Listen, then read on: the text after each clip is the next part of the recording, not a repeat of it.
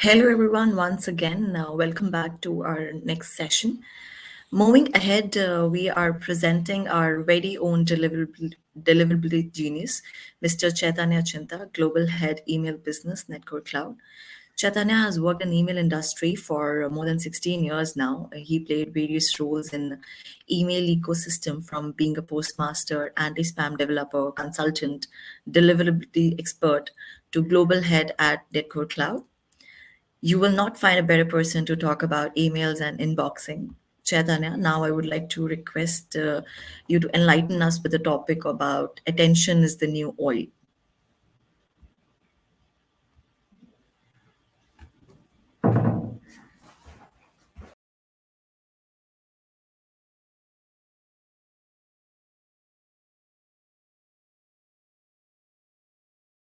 Hey, hi everyone. I hope I'm visible. So let me just pull up my screen. And meanwhile, welcome to the first For the Love of Email Awards by Asia Inc. and sponsored by Netco. Today I'm going to talk about attention is the new oil. Why attention is important. The ability to have one's attention, directly translates to the ability to persuade the person to. It's more like your real life interactions, right? So the more you have, the more attention you get from a person, the more you have the ability to persuade them to do whatever action that you want to do. And the similar behavior is also what is expected from the customers. And I'm Chaitanya, and I had global email business for Netcore globally. And you can find me at my Twitter handle, CJ. Uh, Most of the marketer conversations today, we talk a lot about user engagement. A user engagement is defined as actions a user takes after experiencing your offering. Most of the conversations today deal with, let's say, an open click, um, maybe visits on the website, app, or even a conversion. Right. So these are the most typical conversations or marketer conversations that we have today. But is it enough, right? It's what you do with the engagement. That's what counts, right? So you are getting user engagement, but what are you doing with that user engagement? How are you persuading the user to do what the action that you intend him to do? That's what matters the most. Ideally, the engagement should trigger changes in user behavior, right? So engagement should trigger attention. Users should look at your messages more frequently. That creates a habit, and then habit triggers an action, right? So that's the overall cycle, right? So that's the overall cycle. But typically, what we typically do is to talk about engagement and action, but we don't really talk about how are we drawing the attention of user to us, to our brand or a message, or how are we creating, or how are we getting the user over and over again to our brand messaging through a habit creation. So that's not something that we talk about, right? So why attention is important? There's a limited attention span of a user. So attention span of a user has not changed maybe in over a decade, right? So it more or less remain the same. But there's an information overload, right? The level of attention did not change, but there's an information overload. The user is consuming more messages with same attention span. What that means is that the attention span per message is sort of divided. There are some studies that say that humans typically look at any message for 8 seconds before they make a decisive call. Some studies say that it is 8 seconds. Some studies say it is 5 seconds. While there is no consistent metric to it, but what we know for sure is that there are more messages and users are getting overloaded with messages. And even in email, for example, right? So there are 30% more emails reaching to user mailboxes than 2 years ago. And this is before pandemic versus after pandemic. Right? So there are more emails in the mailbox. And now brands are fighting for a user attention in a limited, in the finite space of mailbox. So what is that translating to? It is translating into attention precision. right? Let's look at, I mean, that's what we don't want to get into, right? So we want to have better attention from the user. So let's look at the building blocks of successful attention. First and foremost, understand what makes your users stay. While there's been a lot spoken about it, understanding your audience is the first step to do. But it's all about value exchange. Typically there was a time when most of the users used to, I mean, most of the marketing messages used to carry a single offer or a you know catalog of products to be sold, and then dump it into users mailbox, and then hope for a better action from the user. Because the mailboxes are getting crowded, and because the way the users are interacting with your messages are also changing, it is very important for brands to start looking at the value that they are delivering per message. And again, it need not be for a single message, it could be across messages, but essentially what you're trying to do is to build a better brand recall, right? Brand recall, and then deliver better brand value, or better value per email, that sort of persuades the user to take the final action. And it's a long game. It's not like sending one campaign is going to yield better results. No, that's not how it works. I mean, it's going to be a long game, and understanding the role of each and every touch point is extremely important. And this needs to be played across the touch points. That's what I wanted to say. So embarking on a journey from engagement, a simple engagement, towards getting the right kind of attention from the user. Let's look at the typical journey or typical engagement kind of model that we typically work in, right? So there's a vanilla HTML that we send. There's an email that we send out, and the user is expected to click on the link, go on the website or app, do some action. Journey orchestration, first party data segmentation. Usually, the moment we talk about segmentation, we look at, let's say, an opener segment or a clicker segment, or let's say visitor segment. There are a bunch of these segments that we talk about. These are all first party data segments, right?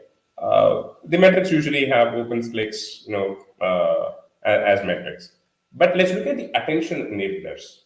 If we just switch the game on what, if we slightly look at it from a different lens, where brands can use slightly different strategies to get attention from the user. Instead of vanilla HTML, interactive email with AMP.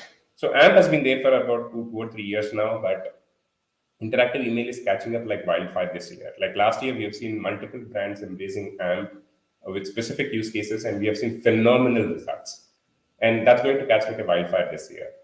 Brand indicators with Bimi. Real estate in the mobile, in a mobile mail app is sort of very limited, and every opportunity to showcase your brand, or to nudge the user with a better brand recall is absolutely important, and Bimi does just that. It shows your brand logo within your mailbox, within the mailbox, and then that usually generates about 6 to 8% uplift in the overall open rates.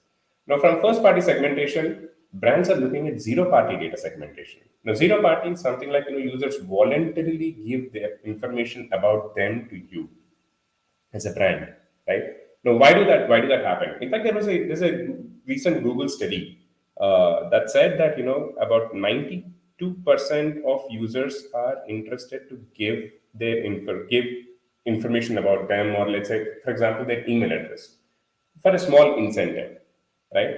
If you do the right kind of, if you do the right kind of campaigns in terms of collecting preferences, in terms of incentivizing the users, you can collect a load of data about your users, and users voluntarily will give you that. And using that for segmentation gives you phenomenal results. Incentivize for attention. I briefly talked about that in the earlier point, but most of the incentivization programs from a brand marketing standpoint is either on the first transaction, or let's say after the transaction happens. But we're not looking at incentivizing users for attention. Attention is something that is the key to push the users towards taking an action, right? So incentivizing users for, let's say a streak of opens, incentivizing users for maybe giving you some preference, giving you their preferences. These are the actions that can be used to incentivize the users. Streaks to measure stickiness. So instead of, let's say, simple opens or clicks model that typically marketers use, uh, we should probably look at streaks. How frequently a user is engaging with you as a brand. Is it like one-time engagement? Is it a frequent engagement? Is it like, what kind of how do I make sure that the brands come back to my messaging again and again in the crowded mailbox? So that the streaks give you that kind of measure. Enter email too. This is precisely what we are looking at as the next generation of email that's going to take off in the year 2022. So, the email too is essentially the what triggers the attention revolution in the email marketing business. What usually constitutes in the email tool? From a technology standpoint, we spoke about interactive email, brand indicators, preference management over email. Preference management has been there for the longest period of time. Since the dawn of email marketing, preference management has been there. But preference management over email with AMP enabled, where the users can interactively give their preferences in a gamified environment, absolutely phenomenal. And the number of users giving the preferences is also like staggering, right?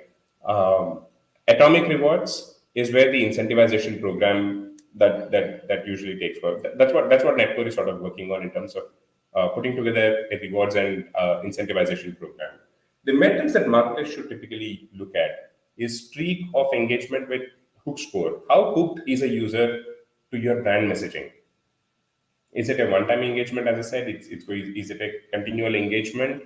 How can you convert that engagement into action? Is something that a marketer should get a visibility into first. Most of the marketing tools out there, they give limited visibility into this, but it's time for marketers to get a detailed visibility into how hooked a user is with their brand messaging. And the interesting use case again with the power of AMP that can be done in terms of metrics is uh, whether the users like your email or not, right? Let's say most of the users typically look at emails as let's say the typical actions that you can expect from the user are like open, click, or maybe delete, or maybe reporting it as spam, whatever that is, right? But whether a marketer today does not get a feedback on whether the user is liking the email or not liking the email, right? So with every message, with the power of AMP, you can include now a rating button within the email where the users can actually give a feedback. Now, this can serve two purposes. The users would feel privileged to understand, to see that the brand is trying to know about them and customize the messages, and it serves as a feedback to the marketer also to improve the messaging overall. On the content side, gamification. Now, traditionally, I don't think there have been a lot of email games, but imagine running, driving a tic-tac-toe in the email or even a Wordle, right? So we've recently developed a Wordle for email. You can actually play Wordle on email. So a lot of things are possible within email right now, and it can be customized for your brand messaging and for your brand, and being consistent for the messaging, right? So because there's a the mailboxes are crowded again. If you send messages once in a blue moon, it might not really be on top of the mind for the user because he or she is actually looking at and a wide array of messages, right? Being consistent is extremely important in terms of getting the right kind of attention and habit creation. Value creation over sales push, I think we have spoken about it. Storification over momentary emails. Now, we have seen that when you storify the email, instead of sending one long email of, let's say, of carrying one message, if you can probably storify it and then send it over a period of let's say maybe 4 or 5 series of emails around that, we've seen the overall engagement for that particular messaging is improved by over 40%, right? So storification over momentary emails is absolutely critical in terms of getting the right kind of attention from the user in in this area. So overall, focus on getting sustained attention from your users and create clear paths to action. Right? Focus on getting sustained attention from your users and create clear paths to action. So that's what it enables. So what is the conclusion that we are drawing? Don't stop just at the engagement. Start thinking about getting the right kind of attention from the user. The reality of evolving multi-channel marketing strategies is that tracking engagement and action is no longer enough to win customers for life. You can still get some transactions, but you don't. I mean, it's not just enough to win customers for life, right? So you must strategize to convert momentary engagement into sustained attention. So convert momentary engagement into sustained attention on a brand, on your brand and the message. Lay down clear path for conversion with and create a memorable user experience in the inbox. So that's what we are talking about. So that's what the year of 2022 is going to be, the attention revolution with email too. And with that, I end my talk today, and I'm open for questions.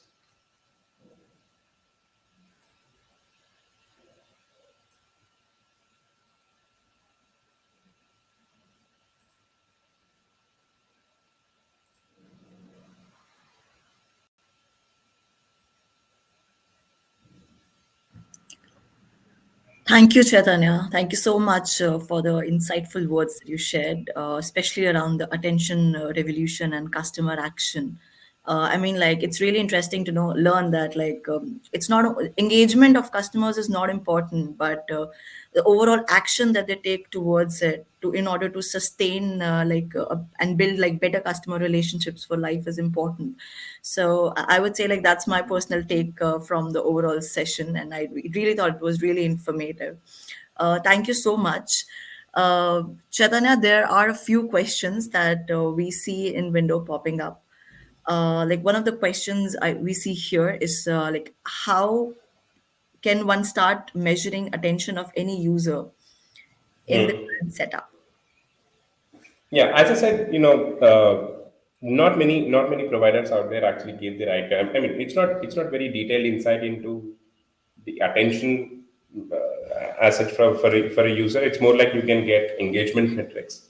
Uh, but let's say over a period, let's say for any marketer, if you can break it down, if they can break down their messages into streaks of, let's say, based on the kind of messaging, and over a period, how the user is engaging with their messages. If you can put that on a cohort, right? So that gives you a detailed view of, let's say, how well the users are or users are paying attention to their messages. Is it increasing over time or is it decreasing over time? You Okay. know. Interesting. Another question I see here is like it's about interactive emails. Like, if you can share any interesting use cases from specifically from the e-commerce industry. Okay, so e-commerce is, I probably say, one of the industries that can really take super advantage of interactive emails, right? Like for example, real-time cart abandonment emails, like whether the user, even after you send a cart abandonment email, and then if the user has actually updated their cart, you can still get the real-time cart details in the email. So that's one way of looking at it. The other interesting use case, again, I was talking about preference management, right? So that's really useful for e-commerce in the e-commerce industry. Let's say a lens card. I'm just taking an example, right? If Lenskart would send an email for every new user asking for, let's say, what kind of specs suits you, maybe a frameless or maybe an aviator or maybe three, four models. And the moment the user clicks on say that, this is what suits me, right?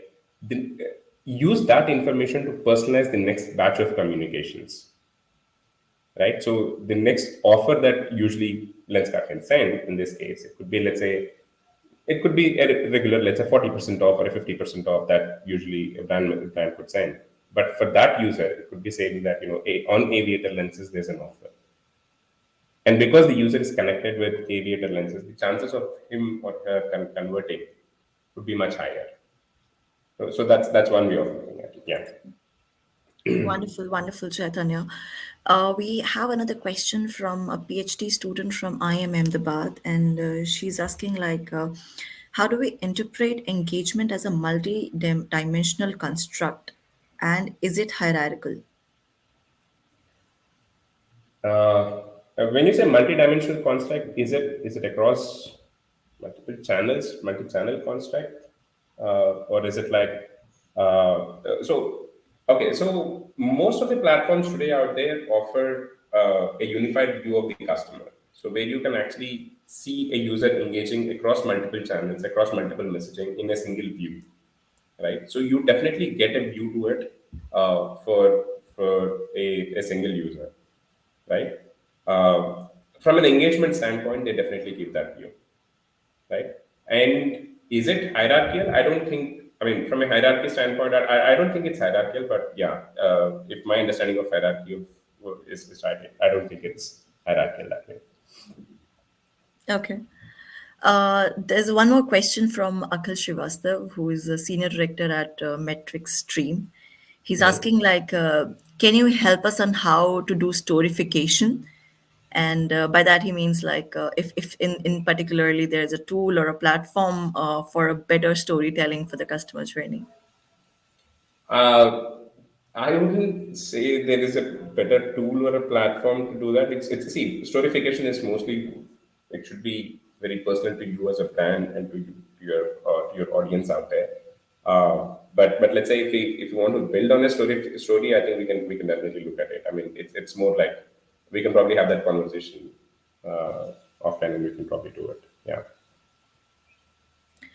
Okay, great. I think with interest of time, these are the only questions we can take up. Chaitanya, we would request if you can personally address the questions in the Yeah, chat I'll box. probably address the other questions in the chat over the course of next sessions when we get Perfect, as and when perfect, we have perfect. it. Thank you, Yeah, Chaitanya, for such a wonderful session. It was really an honor to share the stage with you.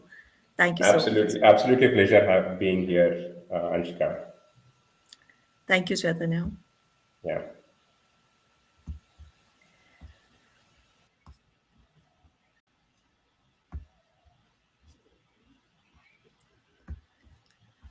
All right, folks, it's time for a quick 5 minute networking break. We would actually like to hear about your experiences of the ongoing event.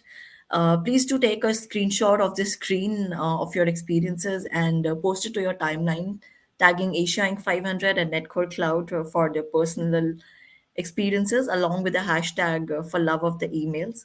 Also, please do visit Asia Inc. 500 social media handles to gather new facts and information shared by our esteemed speakers and repost with the hashtag for love of emails.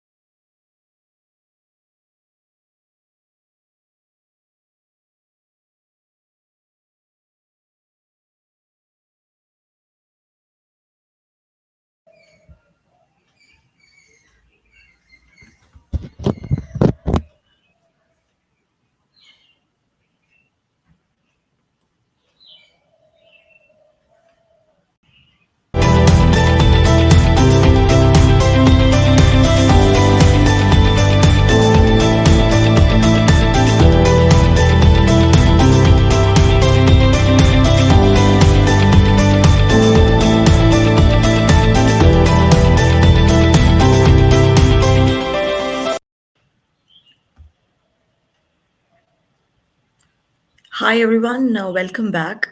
I would request all of you, like we do have a poll section that's going on the top right of your screen. You can find out. There are various questions that we are gonna post like along we go in the event. Please take out some time and do share your opinion on the same. Moving ahead,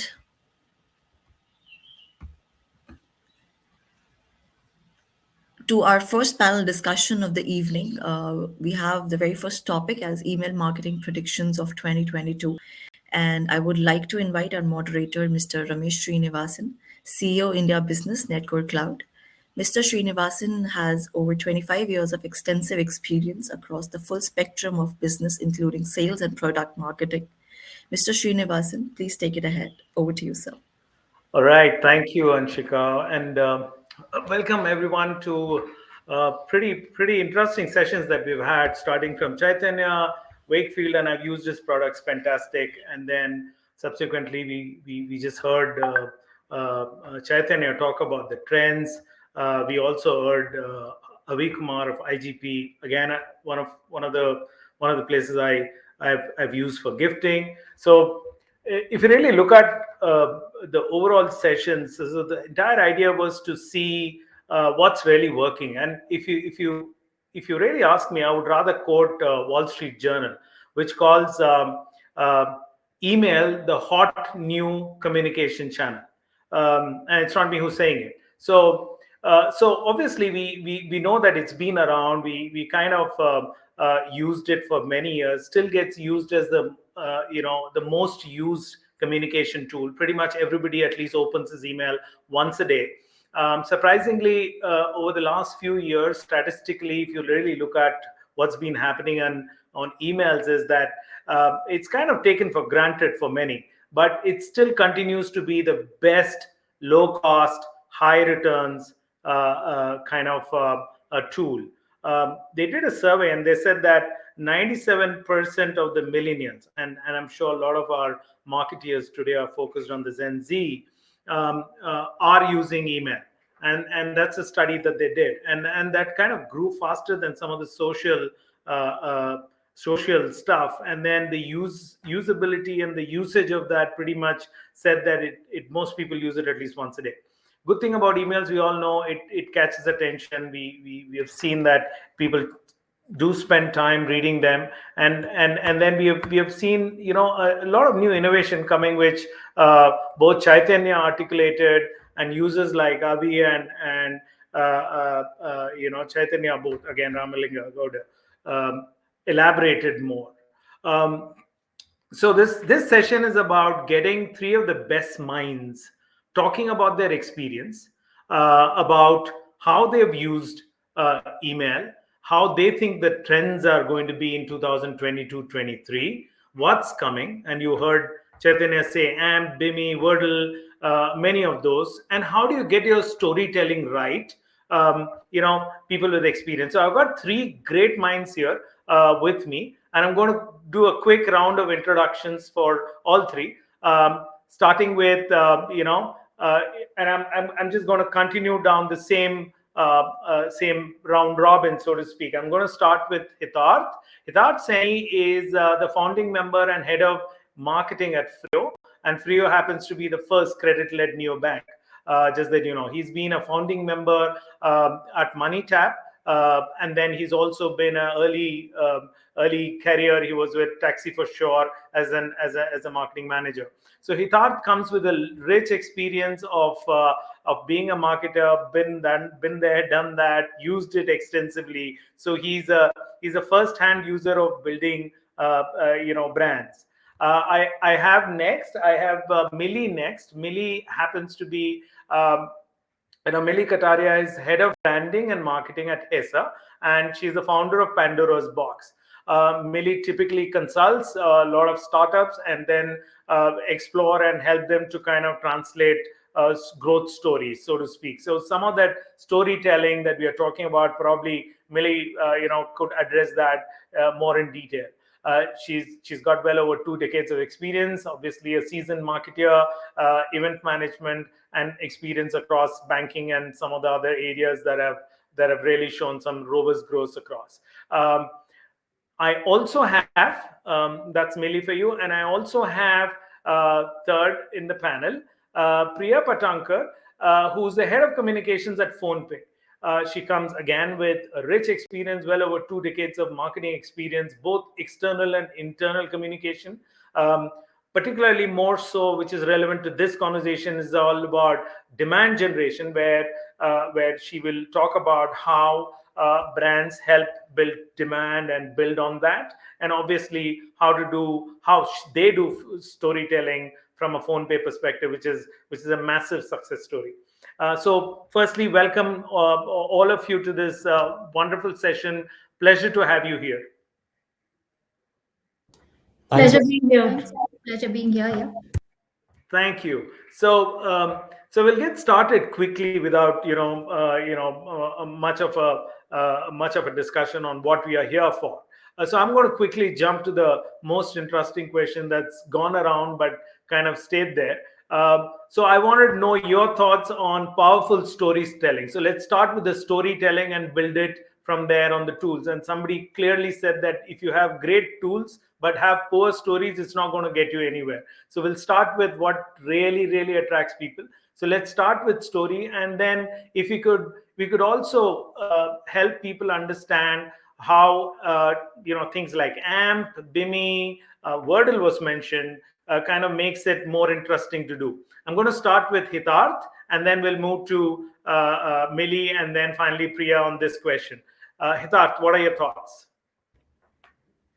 Thanks, Ramesh.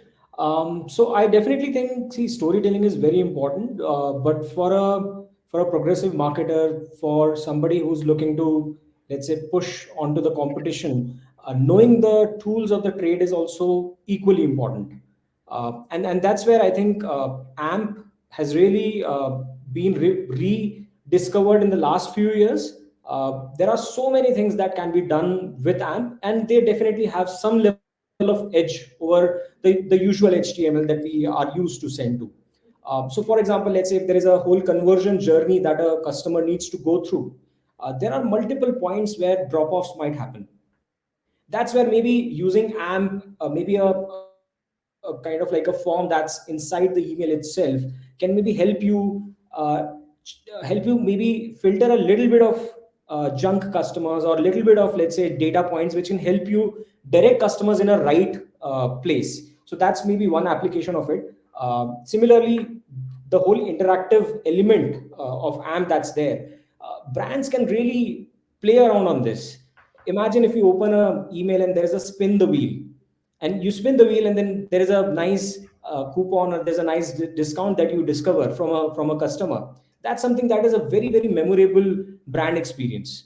Similarly, I think Chaitanya also covered this in the previous session, that maybe e-com guys can really use this for showing their folios, showing various products inside the email directly, and maybe uh, help give a little bit of a better experience to the consumers. Now, this is definitely the edge part that comes from the technology part of AMP. But as you said, that the whole storytelling, without storytelling, even tools are useless. So that's where I think the onus is on us, on marketers, to really put their thinking caps and figure out how can we use the same set of tools given again and again in a different manner, add some innovation and repackage it in front of the consumers. So that's the onus on us. And maybe one of the examples of this could be that, let's say there is a nice email with a certain content, and then right at the bottom of the email there can be something. I'm pretty sure most of us have seen this. There are two kinds of people. There are these kind of memes that are floating around on social media. Two kinds of people, A and B. So maybe this can be one of the engagement lever that can be imported inside a nice email after the user has gone through this content. So a lot of things can be done using AMP and using our storytelling. In my opinion, it's not like just having the weapon in your arsenal, but knowing when to use it and how to use it is also very important. So both of these things are important, and you can't ignore any one of them. Thank you. Millie, your thoughts? Yeah, you're on mute, so Millie, if you're on mute, yeah. I'm back. So for me, first and foremost, you know, the basics of why the email is sent is important. So the purpose of the email, that becomes of utmost importance. Once we define the purpose, then the storytelling flows or comes naturally. Um, what happens with storytelling is that you get an emotional connect with your audience. uh, that is the biggest play factor, or you can say the most important factor of the audience being able to relate to whatever story you're talking about, or relate to your product, service, or the information that you're trying to give. And then tools, what I feel, again, this is a complete personal choice. Tools are there to make your a marketer's life easier, but how do the tools get used is also dependent on the marketer. So the thought, the story, the emotional connect, and tools, yes, they bind the entire thing and give it to you as a package. So that's my take on storytelling and the tools that can be used for that. Yeah, coming from a storytelling background, your natural affinity towards storying and strong stories too. Obviously, it's important to convey what the brand thinks about itself so that it can connect is very important. I fully agree with you. Over to you, Priya, for your views on how the storytelling dovetails into tools or things like AMP that helps brands to kind of make it interesting. Thanks, Ramesh. I think the advantage of going third is that my co-panelists have summed up a large part of what I would have said. So, yeah. So I think, I mean, completely with both Hitarth and Millie on this, people remember stories. And that's, as we know, the fundamental bedrock of any communication. The more relatable the story and the more it moves a recipient to do something, that's where probably actions come in. And those actions are only made easier by AMP. I mean, I want to sort of move away and give a very interesting example of something which happened with me. And as an email marketer, there are occasionally emails which sort of shock you into action. So we all get these typical out for delivery or your package is packed emails when we're desperately waiting for something. There's a very small D2C brand, and I, in my enthusiasm, bought some fitness equipment from them. And I get a mail from them in the morning saying my package has been packed. And rather than a typical delivery email, it also had a bunch of, now that you've decided to get fit, here are a bunch of interesting podcasts, some supplements. Here are a bunch of women who are doing what you're doing. Why don't you sign up for that and cross sell? So, I mean, it just got me thinking, okay, all our lives we've got these out for delivery emails, but we never realized this is an email I would definitely open because I'm waiting for something. Yeah. And I really want to know, has it been packed? Is it in transit? So this was they utilized that email and the fact that this will get my attention. I think the previous session spoke about that uh, in a very interesting way, and it made me realize that, hey, all this why was this not leveraged? And I've actually signed up for the podcast, and if at some point they make me pay for it, for all I will end up paying for it. So I think that was a very beautiful way to, one, catch my attention. The storytelling was right on, and then sort of package it with the rest of the tools, as Millie spoke about. See, tools can't replace a story, but at the same time, the story has to be followed by a logical action. So I Yeah. think you have to just marry the both the things beautifully. That's how I see it. Yeah, and interestingly, in this case, the email, which is, I would call that a tool, preceded the story because the story followed, and then you got hooked to the story because the way they kind of matched it so beautifully, right? Yeah, I mean, And I'd it's, already bought something, so it's not like they had to sell that to me. yeah, But they yeah. sold the whole experience, the idea of being a part of a community, which was interesting. I mean, they understood the psyche of somebody who was buying this and signing up for this really well, which was nice. It was interesting. Awesome example, Priya. I mean, this is where I think the creativity of a marketer really comes in, and when you start relating to what Millie said on how do you relate to people who are buying what they are buying, and then can you extend that? I mean, it need not be selling every time, right? Interesting take on that and the storytelling. So we'll move on to our next interesting area, which is personalization. We've heard that a few times before. We also heard Chaitanya Ramalingam of Wakefit say, as long as you don't cross the line in some form. Let me just put another a question that constantly crosses everybody's mind. Data privacy, hot topic these days. Email, Apple Mail privacy protection, another one that kind of shocked a few people, but then everybody got around. So what are your thoughts on ensuring that customers feel most secure using email? And I know that a lot of customers just don't like to click on things which come on SMS, but email is still the most behind the wall kind of safety. So I want your thoughts, and we'll go again. And Priya, if you don't mind, can I change the routine, because you would always have the advantage of going last, and I don't want to give that to you now. Now that you pointed out. You're putting me on the spot, because I No, told you my secret. no. See, if you're comfortable, I'll let you go No, first. I'm good. No, Okay, absolutely. Priya, great. So we'll go with Priya and then Millie and Hitarth. I'll just reverse the order because Priya pointed me the advantage that she had. So over to you on data protection and how we kind of make people secure and not threatened by any of this personalization data coming out. See, I think as marketers, we also have to put ourselves in the user's shoes. We would like our data and preferences to be respected and protected. So I'd say, as marketers, we need to move beyond the spray and pray approach. We need to respect user preferences, and that is actually a win-win. Especially if you're talking about the AMP, the current Apple Mail privacy, which is coming, we would see an impact on some of the top of the funnel metrics, like probably email sent and delivered. But since as marketers, if we are putting more thought into better targeting and making sure the message is more relevant to a recipient, I'd say there is a likelihood of higher yields, and it will also help us focus on metrics which are highly actionable. Possibly look at down the funnel stuff like clicks, opens, conversions.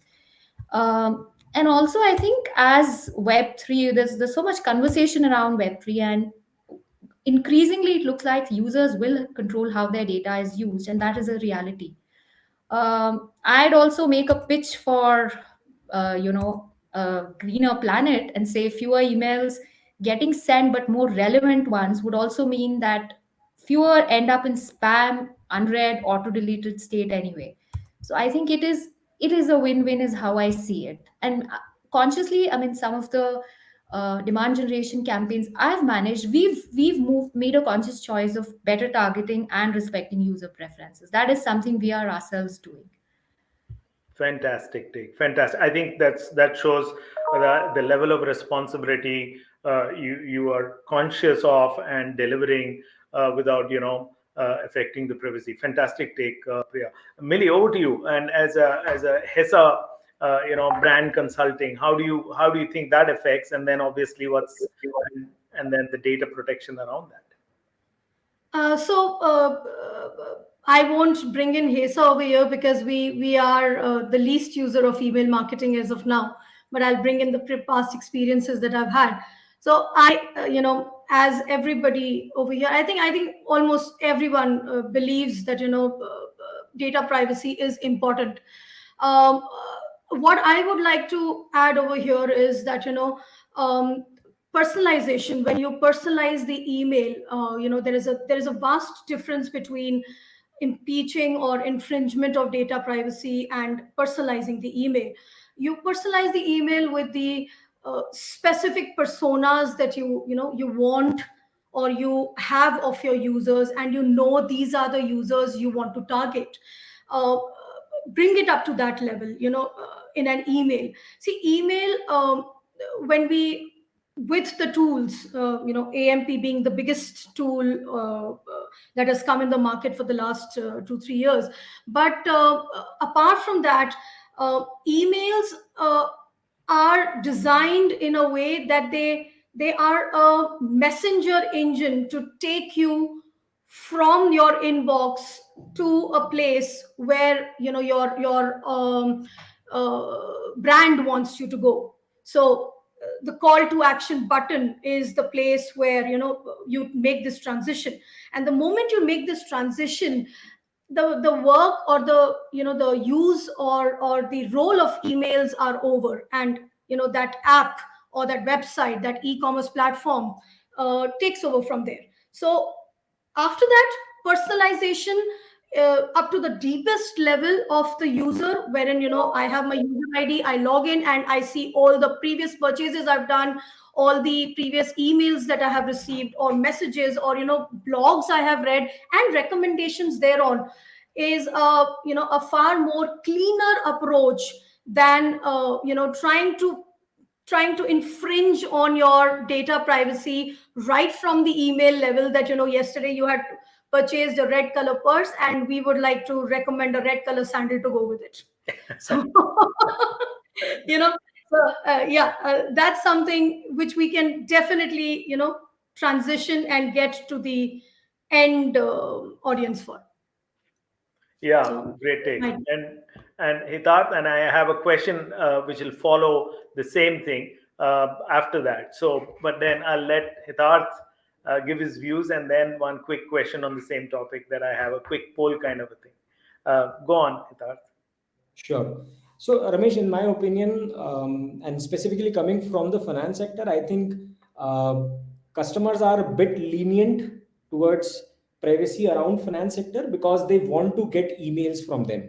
They want to know that, okay, if I've done a transaction, okay, is it successful or not, or what's the status? Because it's also kind of like a behavior that's been set over the last few decades, I think. With all of this ecosystem now changing, I think we need to get better at delivering the right frequency and relevant content, which I think Priya already mentioned. But still, I think we have to, as marketers, move away from just open rates to maybe actual engagement or conversions. And that's something that is a very, very big shift in the lens that from which we are habitual to watch our campaign success, right? So that's something that we need to do. Obviously, from a privacy standpoint, this is a user's right, and we have to respect it. But we are also in a conflicted position because we want more data so that we can give a little bit better experience. We can optimize our agendas, etc., etc. So that's the balance that we need to figure out now. Maybe, in my opinion, how we can do that is be very, very candid and very, very open to users that this is how we are going to use your data, right? And obviously this is easier said than done. It's very difficult to convince somebody who's really very cautious of going down this path. But as brands, we need to eventually slowly build a little bit trust that, see, this is how we have helped somebody, this is how we are going to use your data, this is how we will maybe give you a little bit better experience. Millie also said this, that we don't want to be out there on your face that you buy a red purse and then we show you a red sandal. And obviously that will spark a kind of like a panic in consumers' mind. But maybe a little bit some kind of a recommendation which is not so obvious, which is a little bit more toned down. Maybe that there is a chance that we can ask consumers to be more lenient towards us and continue trusting us. So Yes. that's where I think we all need to evolve. We don't have an option now. Yeah. Yeah, fantastic. I think your take on that is very real, because you are always tempted to upsell, cross sell, because when you come from a world which is chasing numbers, and it's not right or wrong, it is what it is, right? You are tempted to go that extra mile, and that extra mile and the balance between doing the right thing and being what's good for you as a brand. You need to decide and make sure that people have the highest respect and trust. And Priya made a great point. It also extends to your responsibility towards the environment, which is how much of that you want to avoid going into junk, you want to make it, and that much, carbon footprint you save. So in true sense, a quick poll. Do you still believe that the email, when you get a link to pay or transact, is the safest of all? I mean, I just want a quick poll on that. Hidat, Priya, and Billy, what do you think compared to the channels that are there available today? I'm not talking about app. I'm just talking about other channels. Well, I'm a payment app. I better be completely convinced that if this is an email I've signed as Absolutely. not spam, it better, it better Yeah, work. yeah. And Millie, you? Yeah, so it depends on where that email is coming from and who is sending it Yeah, and how more like relevant is channels. I it. was wondering, different channels, an SMS or compared to An app. I would be more comfortable going onto an app and doing the needful. Yeah, absolutely. And this comparison not between app and email, by the way. I was just saying email, app, and other channels like an SMS or RCS or a WhatsApp. Yeah, perfect. And Hitarth, your views on that before I move on to the next question? Sure, definitely. So it depends on whether I know the brand or not, first of all.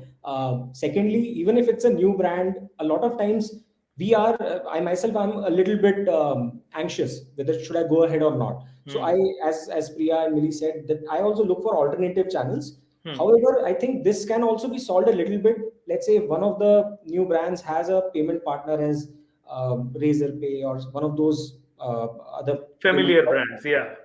If the email is coming with some kind of a sub branding of that payment partner, there is a little bit trust that okay, I can take a chance. So I think that's how new businesses can also look at the problem. But trust is definitely an issue in payment emails specifically. Good. So we'll move on to the next interesting area that's catching others' attention. Um,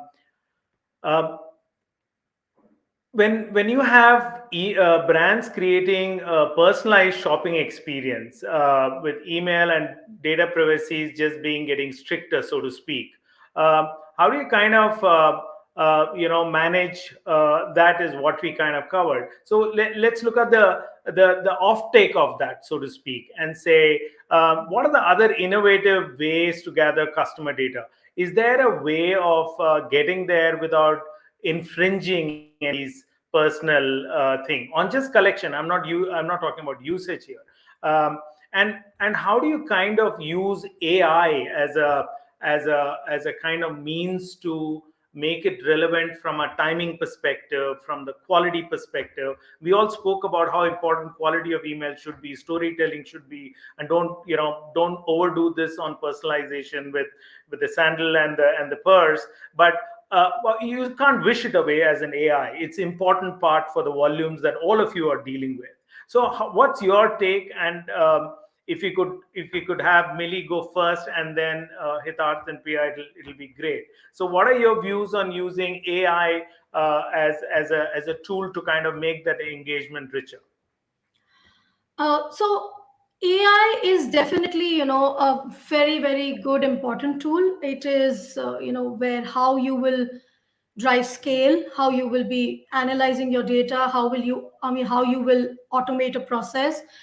Um, but then again, Hitat had specifically said that, be very upfront about why are you taking data from us and how are you going to use it. Probably these two things, which of course comes from a marketer and not from the AI, are the things which are important. And once you're very candid and upfront about it, the people who will view your email or come to the conclusion that yes, I would love to go ahead, subscribe for it, not subscribe for it, and so on and so forth, will then be in a better position to subscribe and give their data and the relevant data if it is required. Sure. Having said that, you will always tools versus human. I am always the person with who will go with humans. So because whatever said and done, technology is very much competitive now, but still there is that element of going wrong. So uh, technology can create the content. You give them some the AI engine, you give them some pointers, it'll create an essay or a story for you. But at the end of the day, whom do you have to send the story to? How do you want that other person to perceive the story? All this is a marketer's decision to go ahead with. So Sure. that's Very, that's very that's well. what I want to Very, put very across. valid. Hitarth, usage of AI in technology. Of course, it started with even at Netcore. It started with more with email, and it continues to help for the kind of volumes that we see. So, your take on that? Sure. So again, as I said, that this is something that we all have to adapt to. There's no option to it. But I think that there are a lot of great benefits once a marketer starts understanding that this is how they can change their game. And one of the very, I think everybody, a lot of people over here would also agree to that is we all are accustomed to send our emails in the peak times, right? We all want to send it in the peak times. Why? Because the open rates are very high, and that's the truth of it, right? That's a the real estate in consumer's inbox and the time at which he will pay attention. This is like the space that we are all competing against. But there can be, let's say, a solution from AI which can help maybe distribute this for different segments at different times of the day, right? Now this pattern, as a marketer, maybe it is very difficult for me to identify, segment, test, tag, and then maybe implement. But True. this is where I think a lot of ESPs who are working around it can help a lot. What if, let's say, maybe I'm a consumer, or I'm from a segment which gets free and checks my email maybe later half of the day, right? So maybe just activate opens around then. So that can be one of the implementations. Another one can be, let's say, we talk about millennials and Gen Zs and a lot of content around here, but there can be a lot of elements within the subject line itself that can be optimized for a certain segment. So if it's a younger cohort, maybe like a little bit of a funky or whatever. I'm just taking an example here, but maybe using a lot of emojis. They are more prone to open an email if there is an emoji versus maybe a little bit of a, let's say, different segment which might not really get impacted by that, right? So all of these patterns, I think AI will be able to find very easily. And maybe in-house data teams, what they can also do and help is uh, try and record most of these learnings and maybe build some kind of a data repository within their organization itself, so that they know that these are various patterns, and accordingly they can design some kind of a propensity model, that okay, this segment, only activate this segment once they have crossed a certain threshold or a milestone. Let's not waste our email energy and time and money to activate this channel until they have done this. So all of these analysis can be done in house to a certain level, but there are far, instead of doing a spray and pray, AI is going to change, so we have to adapt to it. Fantastic take, and I think I'm kind of a big fan of AI on emails, particularly what you said on subject line emojis. I see, family which behaves like that in my house, which is completely emoji driven, to somebody like me who's just catching up all the time. Yeah, I fully agree. I think the use of technology is going to change for the kind of scales like what even Priya drives. The scale is enormous. I think, yeah, I'll let her share her views on how that works for her. So I think I'll probably touch upon two things. One, of course, is the personalization bit we are talking about. And as a marketer, how can I come to a forum and not make a strong pitch for it? So I think I'll use a finance term. Essentially, I'll say KYC, know your customer. And users actually resonate with brands that create unique experiences for them and talk to them. So personalization in my head is micro targeting with user permission, but making sure there is some kind of a rigorous validation process before targeting, and seeking constant feedback. I mean, that's the ideal scenario, and tuning messages according to that. And of course, the feedback loop has to be two way. We can ask users to signal their interest by means like quizzes, surveys, referral and loyalty programs for more engaged customers, so that customers don't really feel just like a number. That's very important. And I have an interesting ML story, because we've actually started using completely ML, machine learning TGs. Our data science team has been nice enough to sort of streamline it for us. And I remember a few years back, I started managing CRM at PhonePe 5 years back, and when we started, we were building that even machine learning and AI signals need enough human intelligence to sort of start working the way it's intended. And when we were transitioning and moving towards that journey, I remember being very skeptical, saying, how can it replace experience and what we intuitively know about customers and understand? Being a hardcore marketer and storyteller, I thought, hey, we know it best. But I now I see the value of it, because all the signals which we have are fed into some kind of a model, and your upsell, cross sell, next best recommendations, lookalikes just become a lot more powerful. So we are essentially augmenting what we know as marketers, and which often enough was just in our heads, right? That, hey, I've been doing this for long enough, therefore I know it. With the knowledge is now freely available, and I see the value in it. And for me, I think the next step is, if ML can help me solve possibly message preferences. That is something which I still think we marketers know and understand better. We have an edge there, because I Absolutely. don't know how the machine is going to interpret a certain kind of message, and know if a user is resonating it and liking it. So I've given them as the next challenge. Let me know what kind of user likes what kind of messages, and then we'll sort of know That's you're doing better interesting. than us when it comes to this. Absolutely. I think the human factor will always continue to dominate. And finally, algorithms like in any AI or ML, machine learning, are all written by humans based on inputs from marketeers like you. So obviously, it's like, Magnus Carlsen playing chess. I mean, you could have the IBM Blue playing Kasparov, a great game, but it still comes from the learning. It's just the combinations that you use. But I fully agree with you, and I love the fact that you guys use ML and AI. It kind of validates what this world is moved towards, so to speak. And sheer volume is driving that. You really have to give the right input to get the right messaging out at the right time, right place. Very important to do that. And of course, we are kind of running out of time in this interesting conversation, but I would like to use one this time for one last question to go around all three of you before we wind up. So, what do you think are the trends for 2022 from an email marketing perspective? And I'm going to ask Hitarth, Millie, and finally Priya to take that. As will let Priya have the last word on this. So, Hitarth, over to you. What are the trends that you see in 2022, and then ahead of that, and where do you see this going? Sure, Ramesh.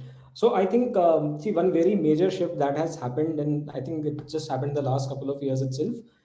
Instead of us seeing memes around Nigerian prince sending us a distress help email, uh, it is actually shifted to a FOMO kind of an email, that did you check the Swiggy end of year report about what you ordered, Yeah. right? And I actually discovered that not from my email. I discovered that from LinkedIn, from social media. That, hey, there's some nice email that's creating FOMO on a different channel.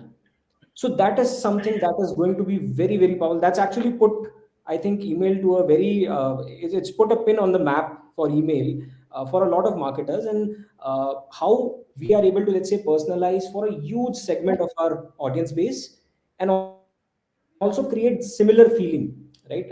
I'm pretty sure Swiggy team would have enhanced this campaign at multiple channels, but it was such a delightful experience for me that I'm a personal advocate of this particular story. Yeah. So it's something that will continue, and will has inspired us and will continue to inspire marketers going forward. Apart from that, we have discussed multiple times about AMP. I think more and more people will be feeling the power of AMP, and it'll take some time, but they'll get there. So there will be a lot of fierce competition, a lot of adoption, a lot of innovation that we'll see from various players. So AMP is going to be there on center stage. And finally, I think to a certain level, GIFs have been floating around on WhatsApp groups, on Google, on all of our social media. So and a lot of brands are using GIFs and memes very nicely inside the email. But that is also something that is going to be used far more than what it used to be earlier. Fantastic, and that's a great take, and then that's a trend that we also see as providers of similar services, but we see marketeers also looking at it. I think you're ahead of the curve. Obviously, you do expect them, a lot of them, to follow. Millie, over to you from your perspective. So the trend or the thing that I always feel is, missing whenever there are these emails and different emails which come. It's a subject line. So I would like to see a lot of like Hitarth has also pointed out, a lot of variation and a lot of concrete subject lines which will catch the user's attention, because that's the make or break. I mean, if the subject line is great, I will pick up an email from spam also, but read it. But if the subject line is not good, I am not going to read it for a second, or just put it in the spam or delete it. So for me, the core, or the way going forward for email marketers and the email trend to continue with meaning will be subject line. And then, of course, I would love to see how does the AMP and the AI angle of how do you get both or marry both of them together and create the ideal email wherein the emotional connect that I was talking about with the users is still there. That will be something that I will be looking forward to seeing it. Awesome. And Priya, please, your views and the trends that you see as a marketer. So I think I've read the email Hitarth's talking about, and there was serious FOMO when I thought mine was not coming on time. They also have a variant which is around appraisals, which is extremely interesting too, sent right during appraisal time. So I think one claim, I mean, I'd like to make, and which I realized over the last 2 odd years, because we started selling more complex products like insurance and investment, was that for education there is possibly still no better channel than email. And we realize that because some of the offerings, right, don't get done with a one push or just one message. A recharge possibly is very plain vanilla and well understood, and it does not need an email explaining what a recharge is, why do you need to recharge, and how to do it. But more complex products which need significant education, our email does it much better. And we've actually moved the onboarding flows also to email and seen remarkable results. So I would say that's one area which was a learning for us also. I mean, I've been doing email for long enough, and I always thought it's something which was more engagement driven. But education is a big area, and especially the domain I am a part of. And email is the king there still. Absolutely works brilliantly well. And I'd say brands need to continue with using email for telling interesting stories, because again, engagement with storytelling is something which comes from emails very well. And the fact that AMP is sort of going to augment that experience is a big plus. So I think I'm looking forward to emails and 2022. Let's see what other interesting experiments we can run. Yeah, I think Chaitanya spoke a little while back. Wordle, apart from engagement, I think there is a lot of science which is going behind that. Not just us, anybody who's in the email space, to make it interesting, relevant. Good news is that it's growing 30% annual year on end. So obviously people do think like it is a credible channels for both engagement as well as for commerce and many other things. Not exclusively, but definitely growing significant numbers. So I'd like to thank all three of you, brilliant minds, great conversation, and wonderful thoughts that I think is going to make a lot of people sit up and understand the value that not just on emails but across the board that you brought on the table, both from the brand, storytelling, engagements, the depth, the scale that you talked about. Thank you all. Really appreciate you taking out the time. Do we have questions that are there that we can take up? Do we have the time? Because we lost track of time, so we kind of overstepped, Anishka. So tell us if there are questions that we need to take, or should we? Yeah, go ahead. Hi, Ramesh. There are a lot of questions that we see, and it has actually flooded the Q&A section here. But with interest of time, I would really request if all of you can personally address to the questions right there. Sure. Going ahead, I would like to thank each one of you. Thank you, Ramesh, Siddharth, Priya, and Millie for such an insightful and interactive session. I mean, it was truly interesting how a multi-dimensional approach, right from the purpose to build on like storytelling, plays such a vital and fundamental role in email marketing, to the data protection and respecting the user preferences with the relevance, creating like how the user marketing funnel is, and as per like the consumer behavior. It's really wonderful, like the personal experience Priya shared about like the one email that she got about like a packaged product. Okay, it's on your way or something like that, and how personalized was it, like, so that's like an example of how exactly storytelling works, and it kind of stays on the user mind for quite some time, similar to how Priya's example is going to stay on my mind for a while now. Great. uh, Thanks, Anishka. And I'd like to thank once more the great panelists that we have. Look forward to chatting up more. Thank you so much. Thank you. Thank Thank you you for for having having me. me. thank you, everyone. Thank Thanks. you. Have a good day. Thank you.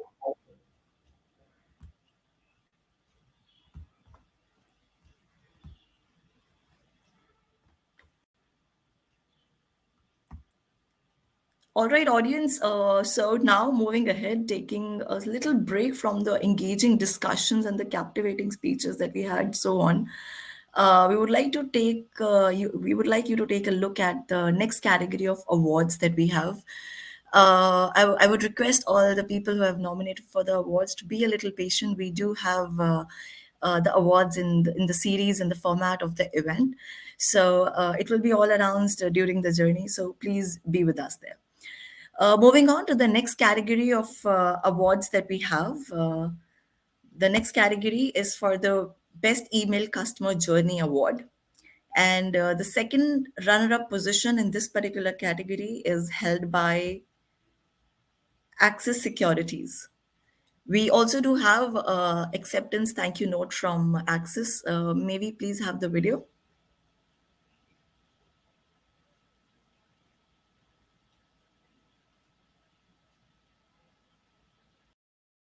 For recognizing Access Direct for Asia's first ever Email Excellence Awards.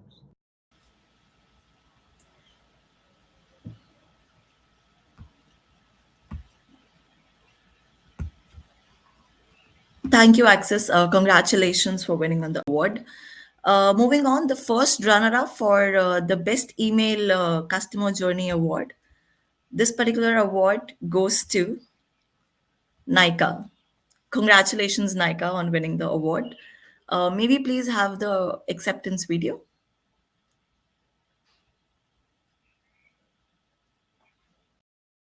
Outbound channels for Nika.com. We are really happy and beyond excited to have won the first runner-up award for the best email journey category. I would really like to thank the jury on behalf of my email strategy team, the designers and the content team here.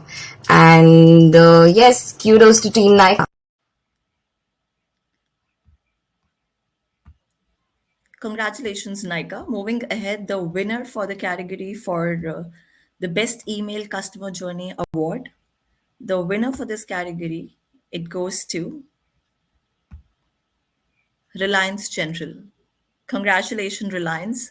We also have a word of thanks from Reliance team. Maybe please have the video.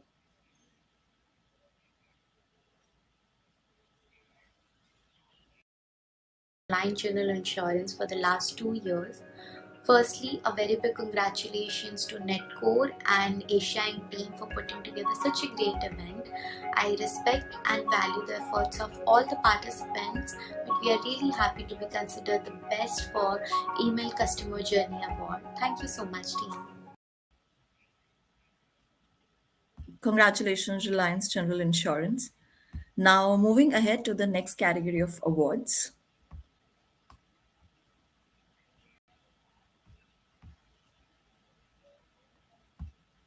We have the Best Email Kickstarter Award. In this, for the second runner ups category, we have two brands holding the same position. It's won by Unacademy and Via.com and Epic's Cash Initiative.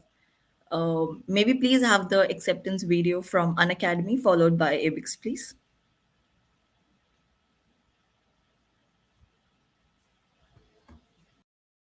Is the second runner-up for Email Marketing Kickstarter Award for our Dhoni brand film promotion. At Unacademy, our endeavor has always been to add more value to our audiences through our emails. And with this one, we talked about challenges, persistence, and how to set up for success. And like they say, your emails are like a guest in their inbox. So yeah, let's make them special. Cheers.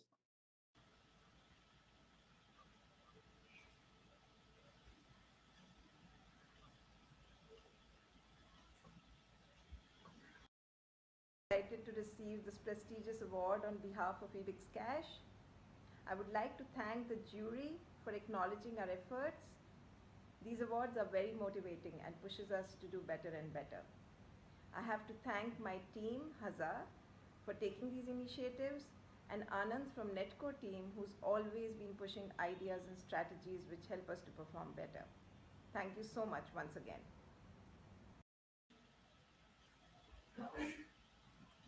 Congratulations, Unacademy and Via.com. Moving ahead, the first runner up for the category for the email marketing Kickstarter is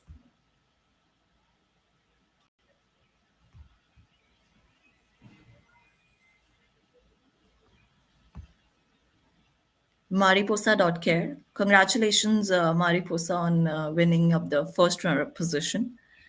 The winner for the category of email marketing Kickstarter is Your Story Media. Congratulations, Your Story, on winning the award.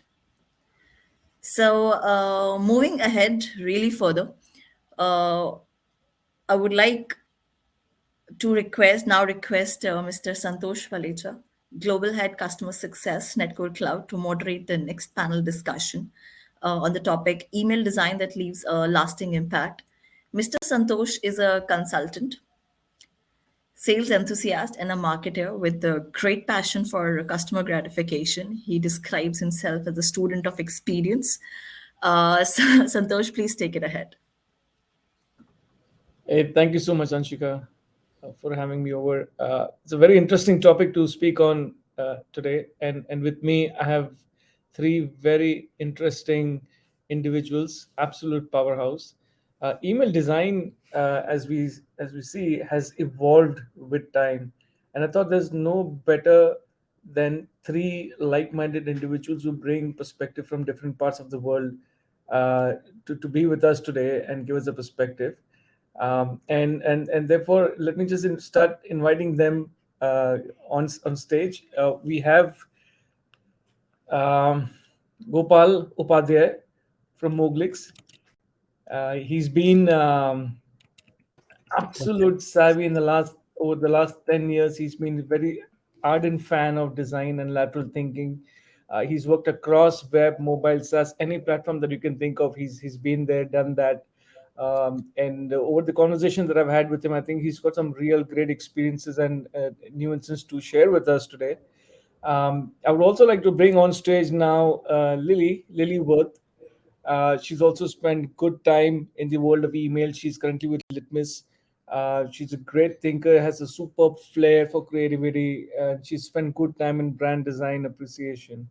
So I'm also looking forward to hear a lot from her today on the different aspects of email design thought process, the fundamentals out there.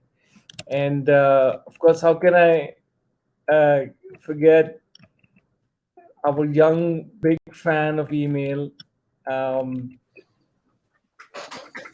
Paul Airy. Hello. How are you, Paul?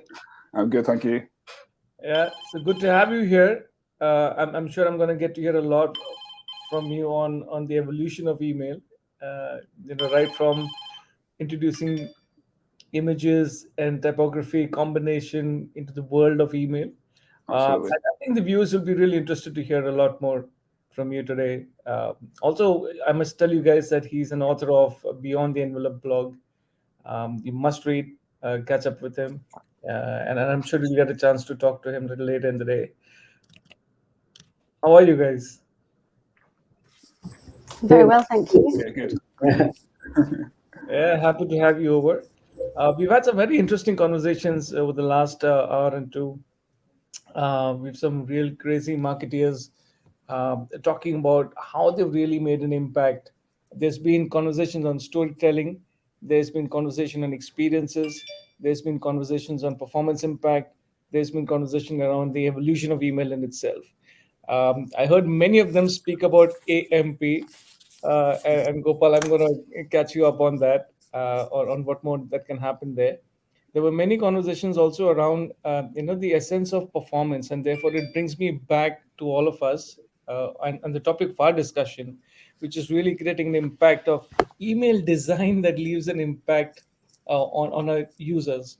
Okay, there was another interesting conversation and nugget that we spoke of, was really bringing a personal touch to email, and how can it resonate very well with the users at large. So given that, and I must tell you guys, I'm a big fan of email. For me, email is a hardcore real estate. When I speak to the marketers at large, I think I would want them to find confidence in the fact that there's no better real estate today than email. And the kind of innovation and the transformation is gone through, right from being pure play text to pure play image. So there are many questions the market is asked today. What is the right combination? How do I surpass and reach the inbox of the marketer? What should be the essence of the email?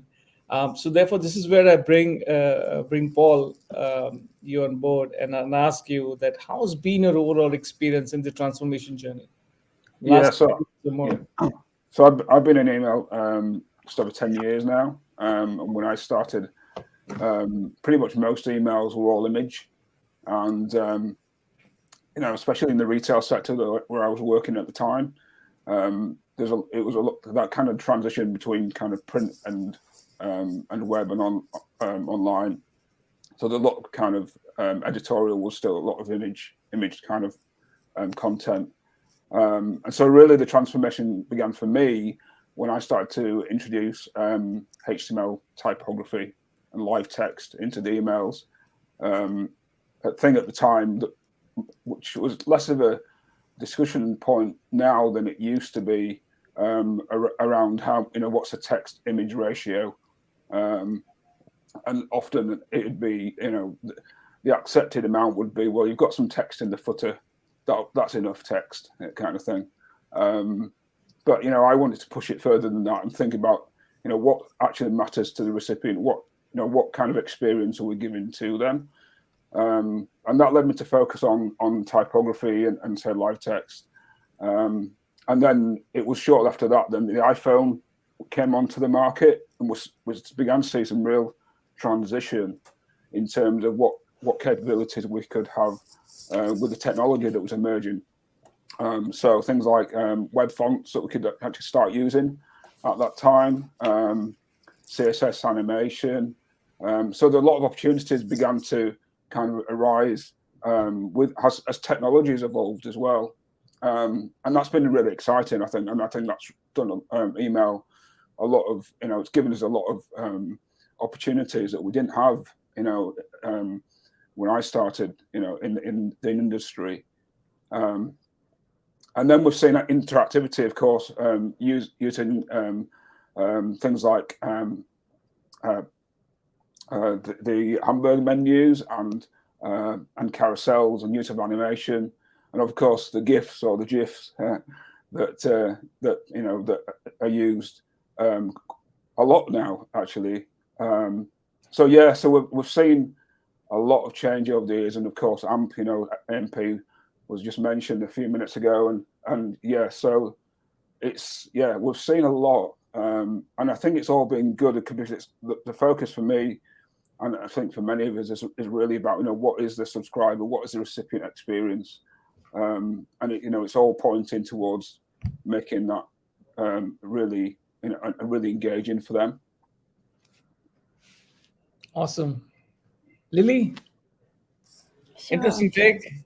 You've been Yeah. long enough now. Well, yes, 2009, I started designing and developing emails. And funny enough, I was asked recently to go back in time and take a look at some of the work that I did then. It was really interesting because I was slicing up all the images. It was very image-based. Thankfully, text was real text. I was quite pleased with myself that I was doing real text back then. But it was tiny, sort of 10 pixels. And, we just wouldn't do that now. And so I've grown a lot from that point, and sort of to fast forward to now. I mean, another thing that's happening in email design is sort of tapping in more to UX and product design practices and creating things like design libraries so that we can produce email that's much more consistent. We can really hold down all of our accessibility and best practices when we have design systems in place. So that's something that I work on a lot these days. And also just thinking back again to what I was doing back in sort of 2009 and around the early part of that stage of my career. And I know we still speak to it now in marketing, but above the fold, I mean, back then, the amount that we tried to get in that sort of opening area, whereas now we're much more comfortable with embracing like scroll experiences and just allowing people to kind of get a bit of space between content and move through messaging. So very much working in that way today. Awesome. Gopal. I mean, interesting take, right? So we've not only evolved in terms of creativity, but we've also expanded into the multiverse of handsets available there. Yes, indeed. So first of all, I would like to say thanks for bringing me here, and I'm really thrilled to be here. If we talk about the history of the the mailers, it goes back from 1971. The first network mail was sent in 1971, and in 1988, the first commercial email client, Microsoft Mail, is released for Mac. So the story is that old. In late 1990s, the HTML emails taking over plain text emails, and in 1973, 1970, between 93 and 97, the Yahoo Mail, AOL, Hotmail, and Gmail gets recognized as an email client. Very recently, from 2014, the integration of CSS along with HTML brought in the area of interactivity. And from 2015, the CSS animation within email gains momentum. So yeah, it has seen a lot. I started career back in 2007, and since then I have seen a lot of things happening. Now emails are not only emails; they have become a mini, I would say, a website like AIMS. So yeah, so many things has happened over the period. It's really interesting. Yeah, indeed. Okay, so there are a lot of areas of attention, right? When we're talking about email as a real estate, what are we really using it for? Today email is being consumed by marketers and therefore their customers at different stages, right? Yeah, you're onboarding your customer, you're engaging with your customer. There was a lot of conversation on personalized engagement with the user. How do you segment and be more relevant to that user? uh, when we talk about all these things, what role and how much of the design impact do you foresee? I mean, I'm sure marketers would come to you with a lot of simple yet complicated briefs, one-liners, and say, "Hey, I want this kind of a communication to be sent out." So, what are some of the key best practices that you would want marketers to keep in view while putting together a good email design? Also, taking a point on what Lily said, the scrolls, only from a single, what you see is what you get era to now we are so used to the finger scroll era. Just flick is all you need on various devices, irrespective of the size. What role and what are the factors or the best practices I think you would like to share with the marketeers today? Do I have to answer this question? Sorry. Yeah, sure. Yeah, so that's a great question. That's a great question. And if we see today, with an estimated 2.6 billion active email users presently globally, with a revenue of 19.3 billion, so email marketing is a huge market. If you see, if we talk about the guidelines and the best way to design email layouts, so there are a few things which as a designer we should think about it. First thing is that while designing the layout, there are two ways to design it. One is the Z pattern. So we have evolved from reading a book to the digital world. So if you read a book, you read in Z pattern. You go from left to right, then you again come back to left, then you go to right. So the Z pattern is really important while creating a content. You perceive content like that. And there's another way to design it is pyramid, in inverted pyramid. So you put a banner at the top, and then you start making it like this, and at the bottom there is a CTA. So there are two ways to create its layout. Of course, there is the CTA is really really important here. If your CTA is not fascinating, if your CTA is not compelling, no one gonna click on it. So it's really really important. We should also tend to place more value in objects that are large. So consider displaying the most important information as large blocks. So whatever is important, we can keep highlighted. We can keep it bigger. Wherever images can add value, we should also incorporate images there. We can also include few user generated content. So for an example, if you are sending across some mail which includes some testimonials from the customer, from real content from the customer, it becomes more valuable. It looks more genuine. Some personal dynamic content is also important. So as we are moving in 2022, the people are not more thinking about B2C and B2B. We are thinking from human to human. It's H2H now. It has become human to human. So we are not sending an emailer to a business person or an end customer. We are sending an email to a human. So we should think from human perspective. We should understand that persona first, and then accordingly, as you mentioned earlier, personalization. So that personalization factor is also really really important. In our previous discussion, I was hearing they were talking about emojis. So emojis are really really important. If we start including those stuff in our email, in having perfect and genuine subject line, having everything right at place, we can create some meaningful emailer which can really generate some good CTR. So I'll just extend that question a bit further.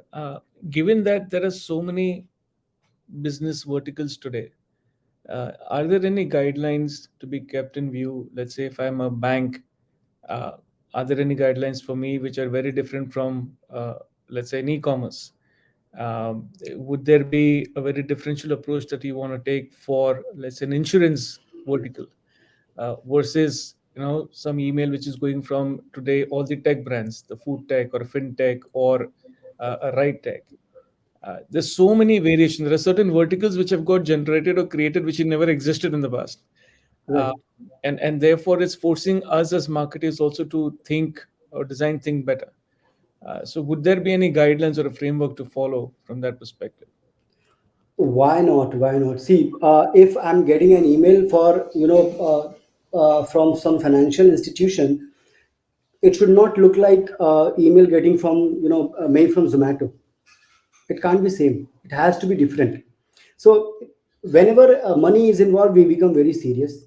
Whenever food is involved, we become a bit hungry, a bit we are in a different set of mind. So as I was talking earlier, the human to human. So the state of mind is really important.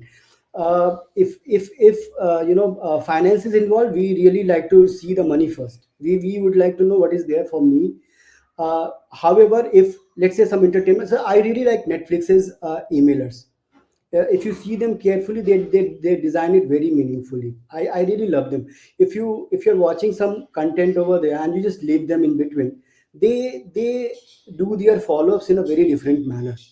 They show that you were looking at this movie and there are 10 episodes and you were at the fifth episode. So they show it there in the emailer itself, which is really fascinating. Where are you and how many episodes are left in between the and they also like in between the while watching, let's say you're watching a web series of 10 episodes and you have watched 5 episodes till now. They will keep on sending you emailers regarding, are you liking it, are you not liking it?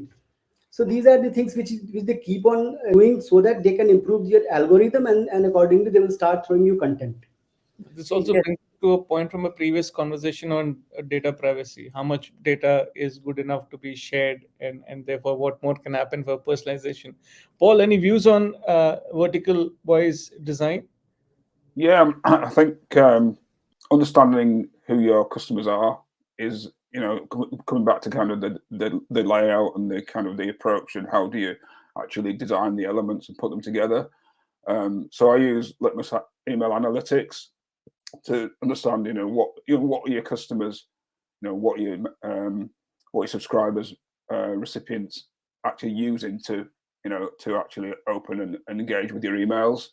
I had an example in a role I had where started to market to a different kind of, even within the same organization, marketing to a different demographic, and there was a radical change in how that demographic engaged with their emails, and actually led to a different approach in the design, because it kind of and not just the design, but then also the tone of voice, because it was a younger audience. So how the copy that how you wrote, how you kind of conversed with those people changed as well.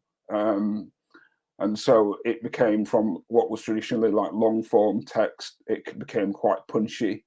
And short form, the emails were very straight to the point rather than explaining, less education.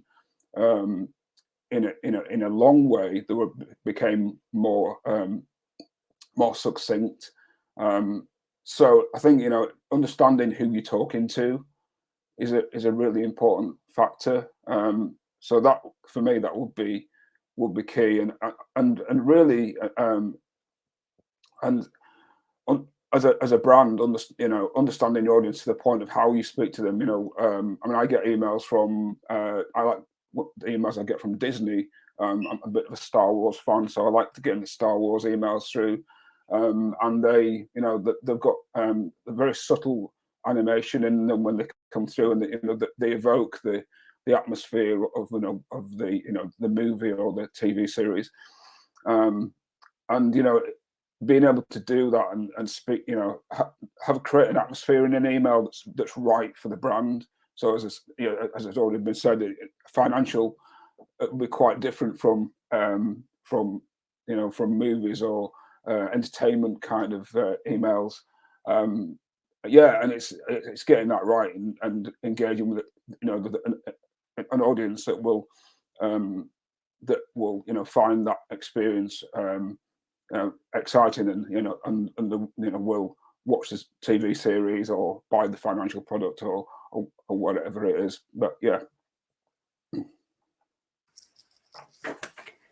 Yeah, I echo Paul really there. I think knowing your audience is huge. Being able to send relevant content and relevant imagery and also testing, really. We've spoken to animation and movement a fair bit, but it's really important to test animation and other design elements with your audience. We tested animation and found that actually it's great for engagement, but when you want to get lots of good conversion through your marketing, animation doesn't necessarily help, or at least some audiences it may not resonate with them. It may just sort of be something that they enjoy looking at, but they're drawn to this and not so much drawn to the call to action or what you'd like them to do next. So that's definitely got to be a consideration, making sure you split between maybe static and animation and other obviously design approaches.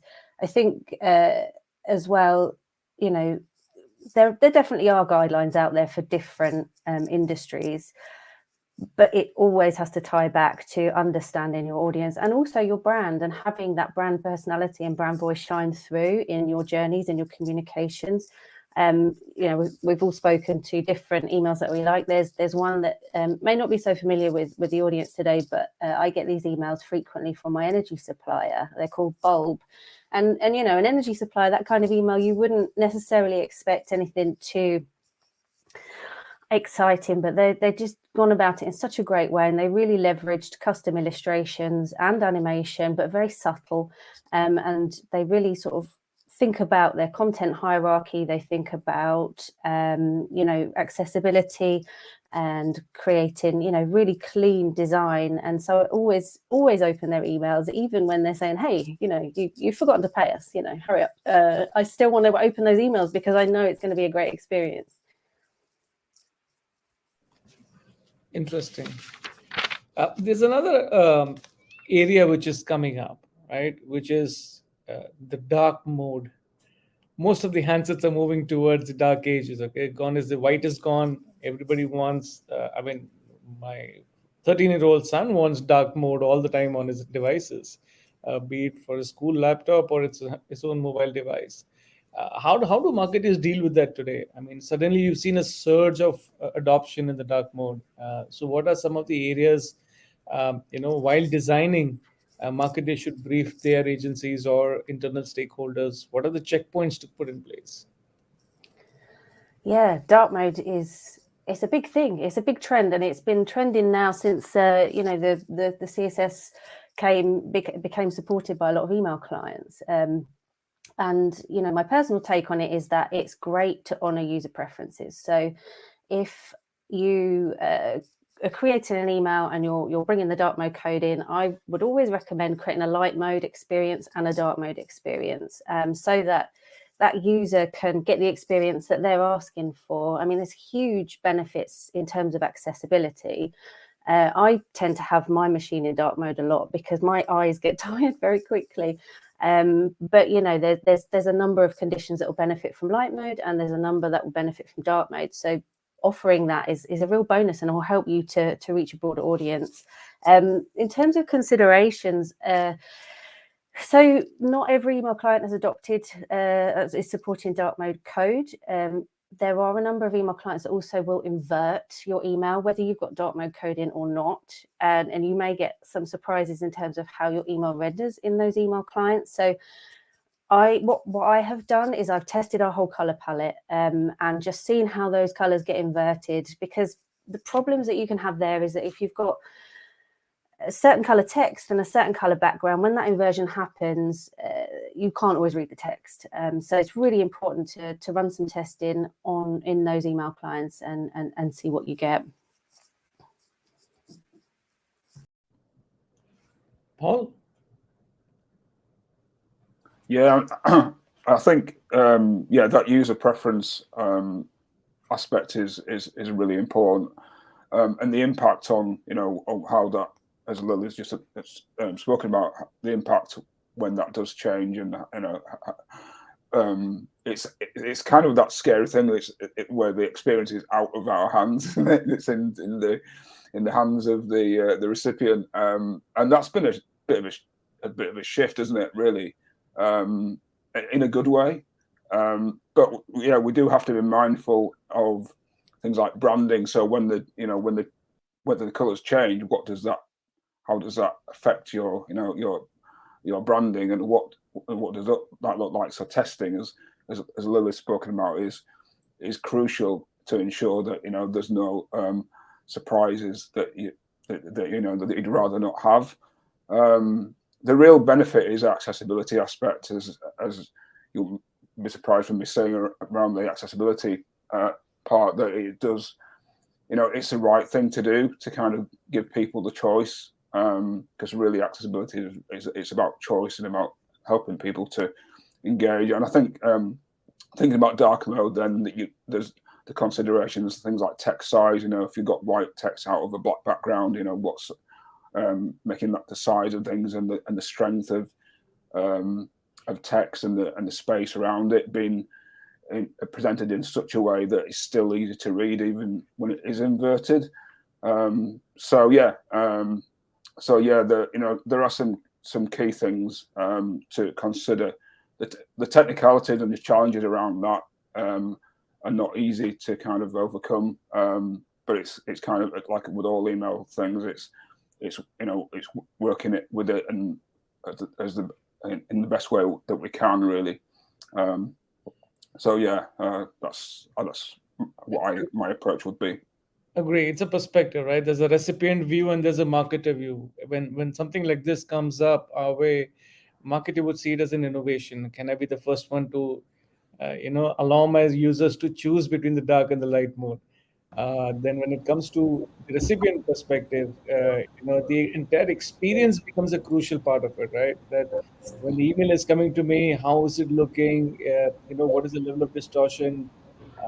And as a marketer, somebody has an OCD like me from design point of view, I would be very irritated if the dark mode version doesn't come in the right fashion.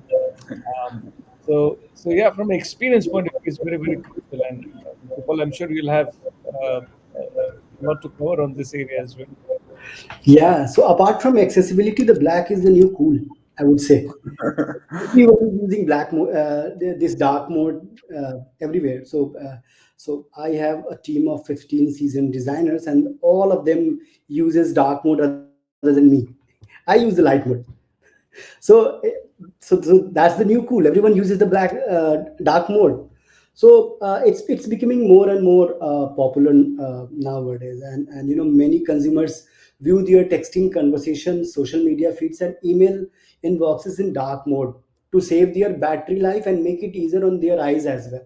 So this is also one of the perspective that it saves your battery since it's dark. White will use more, it will have more consumption of battery.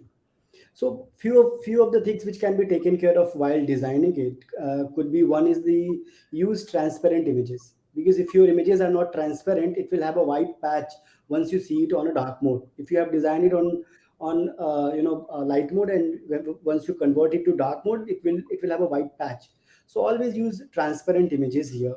And the second thing would be, never use black text. So in my experience, whenever you use black text, it should not be, it should have at least a white outline around it, so that when it goes on dark theme, that the text is visible. So these are the two things which you should be mindful about it. uh, how to check your design whether it's gonna work on dark mode better or not without having a tool. So here's a shortcut which I use. So I put my design to Photoshop and hit Command I.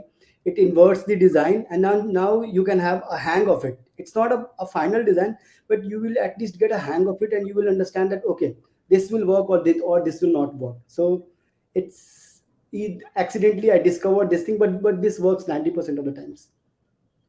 Lily saves you the palette test. Yeah. You don't need to go through that anymore. Don't Yeah, have you don't have to go through that tool and develop things and then test it. You can test it right from the design. Amazing. Yeah, so this is an interesting take. Okay, now, yeah, what we've not covered is what are the factors to keep in view while designing an email, uh, given that the email will be viewed on a smaller device, a mid-sized device, your iPad, your laptop, your Android, your Mac, iOS. So there are so many different ways in which we're designing, right? So is there anything the marketers need to keep in view? My subject line as viewed on the handheld device versus on my laptop is going to be different. So any cues there? Many questions that come our way. What should be my subject line, character limitation? What should be the input parameter in my subject lines? I know that we're going to be eventually steering away from the openers open rate per se as a benchmark, but even then, what are some of the trademarks that you want to share from your secret? Oh, well, all in all, you've got to test 100% test your emails. So I use Litmus QA, and in there I get a full view of everything, the renders, so I can look in all of those email clients and all those devices. I can check my subject lines and just make sure that they don't have, for example, words that could push you into spam filters, or just see whether you've got a healthy subject line there. You can see the preview text, which is another sort of useful element to consider for the inbox view. I can do accessibility checking, I can do link checking, there's all sorts. So and something else in terms of analytics that Paul spoke to, you can do analytics checks whereby you can look at read rate, which is how we now consider the success of a campaign in terms of engagement. Obviously open rates is tricky, MPP and Google prefetching is changing the landscape somewhat, so you have to look at other ways to consider the successes of your campaign. So we tend to tap into read rate there. I think for me, I agree everything that Lily said. I think for me, it kind of goes back to the actual design process. So when I approach an email design, I tend to start actually with drawing on pen on paper and start thinking about how an email and the content will kind of flow.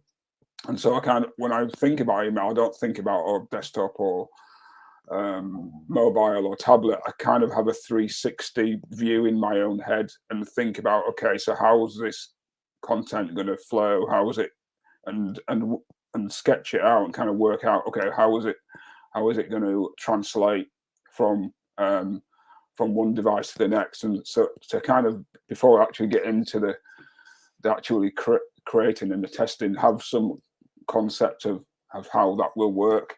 And that's informed, as I said earlier, about the analytics and understanding the audience.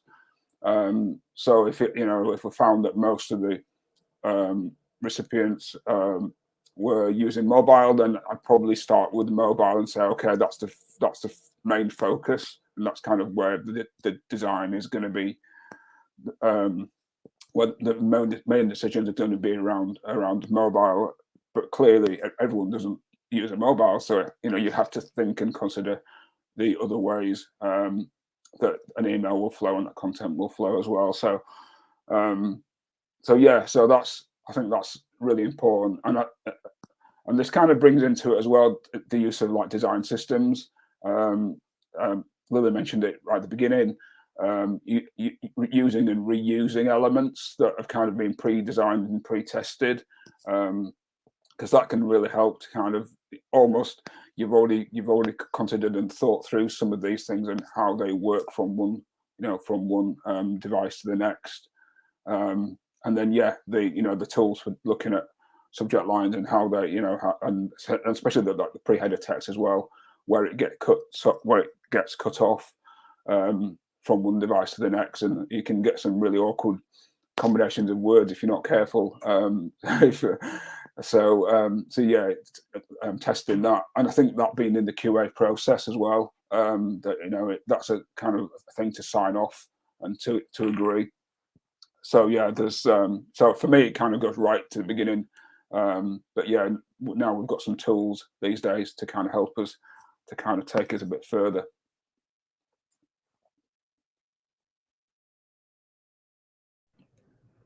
Awesome.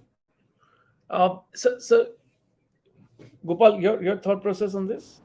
I mean, you work across devices, right? From the point of view. Yeah, so your design has to be responsive for sure, and it has to be tested on various platforms. This is really true. Along with that, your first, I would say, 20 character, the first 20 character of your subject line should be strong enough, because different limit of character sizes will be displayed on different platform. If you're looking at website on your desktop, the character limit will be higher, but if you're looking at your mobile device, the character limit will be very lesser. So you should be mindful about your first 20 characters, and it should, if not full but partially, should tell the story, like why the user will click on it, what he's going to get. So that is really, really important from the character limit point of view. Your header and subheader should be meaningful. I'm going to push your limit a little further, Gopal. One of the pointers that came up in the earlier discussions is that we're evolving, and now with the number of devices getting added, like for example, we're talking about your iWatch, all the Yeah. smartwatches coming through. Is there a shift in design thought process that we're bringing in on how do you make content read more legibly and be more relevant? This is a really interesting question, and this is happening, and this is really really challenging for us or as a designer as well.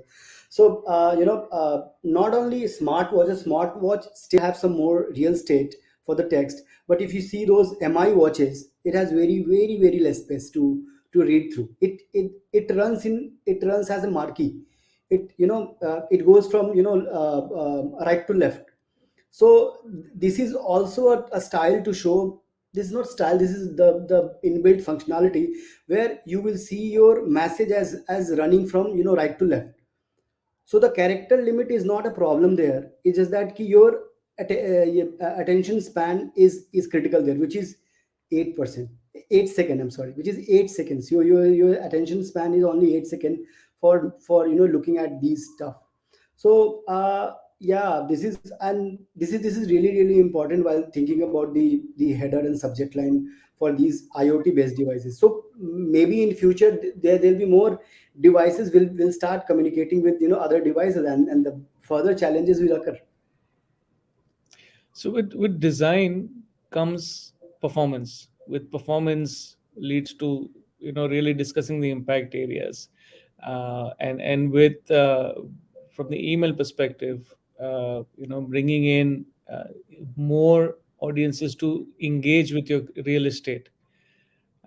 What are the three things that we want to take to marketers? I mean, would you say that okay, color is a priority, uh, text ratio is a priority, the number of images is a priority, or would you say the call to action and the combinations of call to action becomes a priority? If we had to just rank some of these, what would be your advice to marketers? And this is for all three of you, to improve the engagement. That's the primary, right? That's where the real design, the power of design comes into perspective. Of course, with all due respect to the copy, so how would you place that? See, copy is really important, but for me as a designer, if I think as a user, if I look at the design, for me the branding colors becomes really really important, because till the time I don't recognize this from where this email is coming, I will not be engaged. So the branding colors build the trust. For an example, an email is coming from Netcore, and if the logo of Netcore is not there, I will not be convinced that this is coming from Netcore. So the branding, the brand entity is really really important for me, just to build trust. Because first I will think that okay, this is safe, this is not something malware, and I'll not be trapped, I'll not be hacked. So I will look at the colors first, and second I will look at what is the agenda of that email, what is going to happen. Like, am I receiving something? Is this something related to my shopping or whatever, the agenda. And the CTA, third is CTA is hero. If your CTA is not good, the conversion will not happen. So for me these three things are there. Yeah. Yeah, I agree with Gopal on that, with the brand and trust, and I've worked in the financial sector, and that is a very important key area with that, because this is an organization that's sending you an email that your money is with, and so you need to absolutely know that it's from them and it's not phishing, and it's not you're not going to select a button and it's going to ask you to put in some details you'd rather not send them. So yeah, so absolutely, branding and colors, and call to action. And yeah, going back to the subject line, kind of linking the subject line to the call to action, is that from what the subject line that's got you into the email, is the message that follows it in line with that subject line? Or is it talking about something different? So are you in the same conversation, so that subject line and the content and the call to action are all interconnected, and they're asking you to do that kind of one thing? And in a time frame that is very quick, where that engagement has to happen very quickly. Well, there's a question that more often than not comes to the table during discussions is that, hey, how many call to action should I have in an email? So, as a design point of view, would you recommend that there should be only one call to action? Would you advise differently to different business verticals? E-com versus bank versus insurance versus real estate versus securities. Would you advise that there should be a combination? I mean, from a design point of view, what is it that really, in your experiences, collective experiences, has worked? Because that would be one of the strong takeaways people would want to hear today. Yeah, I think for me the ideal world is one message, one call to action. Make it really simple and straightforward, and yeah, that would be the ideal. Sadly, that's not always the case when you're being briefed an email on the content. So it's using, if you've got calls to action, then, and I mean, I found in testing buttons are stronger than text links. Usually, there is exceptions if there's a particularly engaging text link that people actually are really interested in. That I've been surprised where sometimes text links have had more engagement than buttons. But then it's utilizing other design elements like secondary buttons, so buttons that are as big in size, but they're not as prominent, so that you've got a hierarchy in terms of how they're presented. And then using space, so you've got you might have a message that is your primary message, and the call to action for that. But then you might have secondary messages and further calls to action, but they're not the main message. And you're using kind of space, and if further down the email on a mobile or even a desktop, where you haven't actually scroll down to that, it's kind of almost like the first message is out of sight before you've got to that. So you're actually having a call to action for that secondary message. And I suppose what you want to try and avoid, if you can, is kind of having them next to each other in a way that people are a bit confused as to which one to select. Having the same color, two buttons with the same color next to each other can be a little bit confusing. So yeah, that would be kind of my take on it.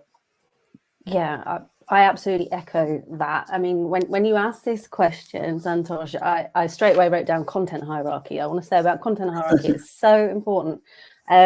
It's important for a number of reasons, and a lot of reasons what Paul's just spoken to, but also when you think about how this channel, Gopal spoke to this earlier, that it's being leveraged more and more, and so there's a lot more messages going into subscriber inboxes, and you need to be able to stand out, but equally you need to make it possible for your email to be scannable. So when you think about content hierarchy, thinking about having that overarching message, that main header, you can certainly have secondary content, but yeah, definitely space it out. Think about how you could style things in a secondary way.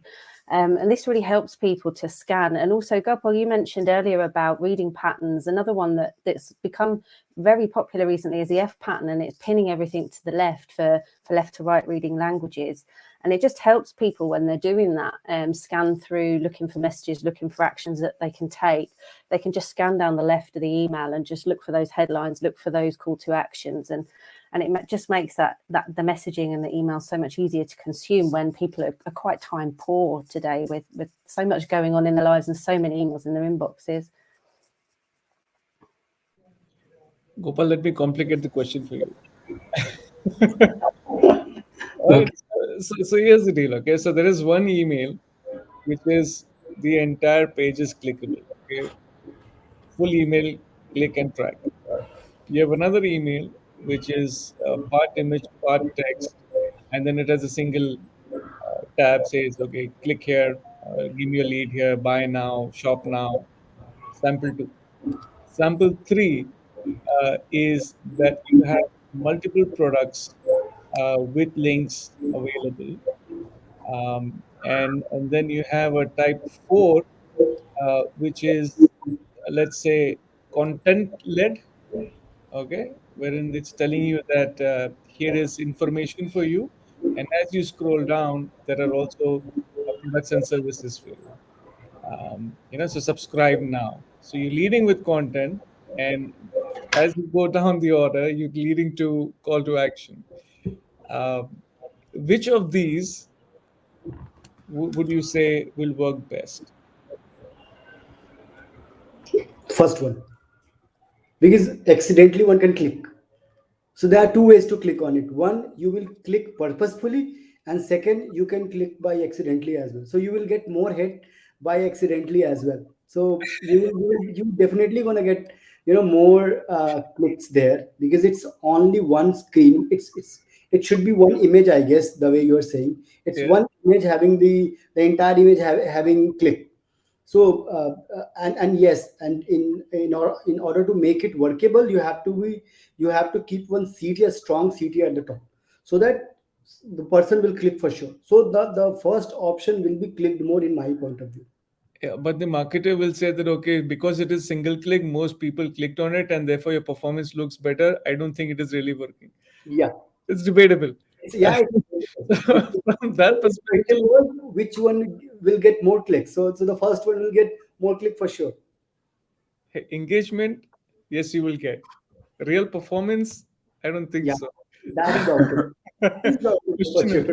Questionable. Questionable. Sorry, moving on. Uh, so yeah, in case Lily, Paul, if you want to take a hit on that, which one would you prefer? Or you may choose to say that, hey, different verticals apply different of one of these options. So that also works for me.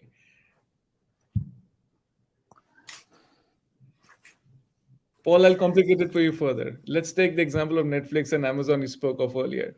Right? Gone are the days wherein you only promote single content. Right? Now everyone talks about multiple shows at the same time. I mean, you may lead with one show, but you're also giving options. You're spoiled for choices. So in that case, the very first option that Gopal spoke of may just not work for us. So in that case, what would you recommend? Yeah, Amazon's quite a different beast from those the kind of email that, and yeah, I mean, you in that context, you're giving a lot. It's about product choice, isn't it? And so, yeah, I think the principles of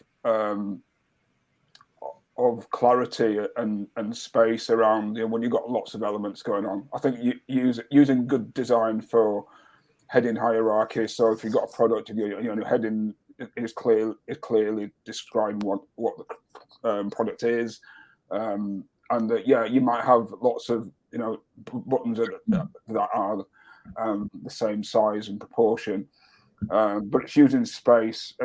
To Lily's point, really about it being scannable, so that you can scroll through, and in that context, imagery is going to be important, because you're going to see an image of a product that versus another one that catches your attention.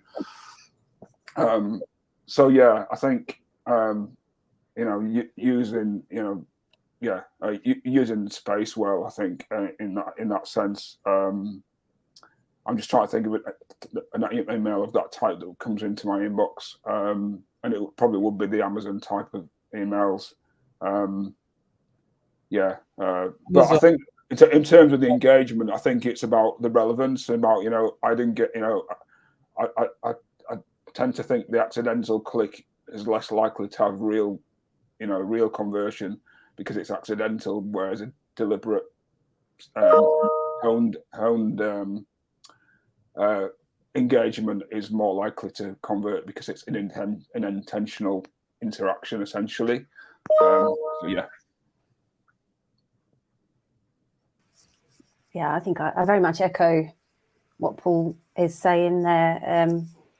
You can certainly have emails with lots going on in them, but you've got to not overwhelm. Don't overwhelm and make people have to think too hard about the actions to take. So make it easy for people to get the relevance from your email.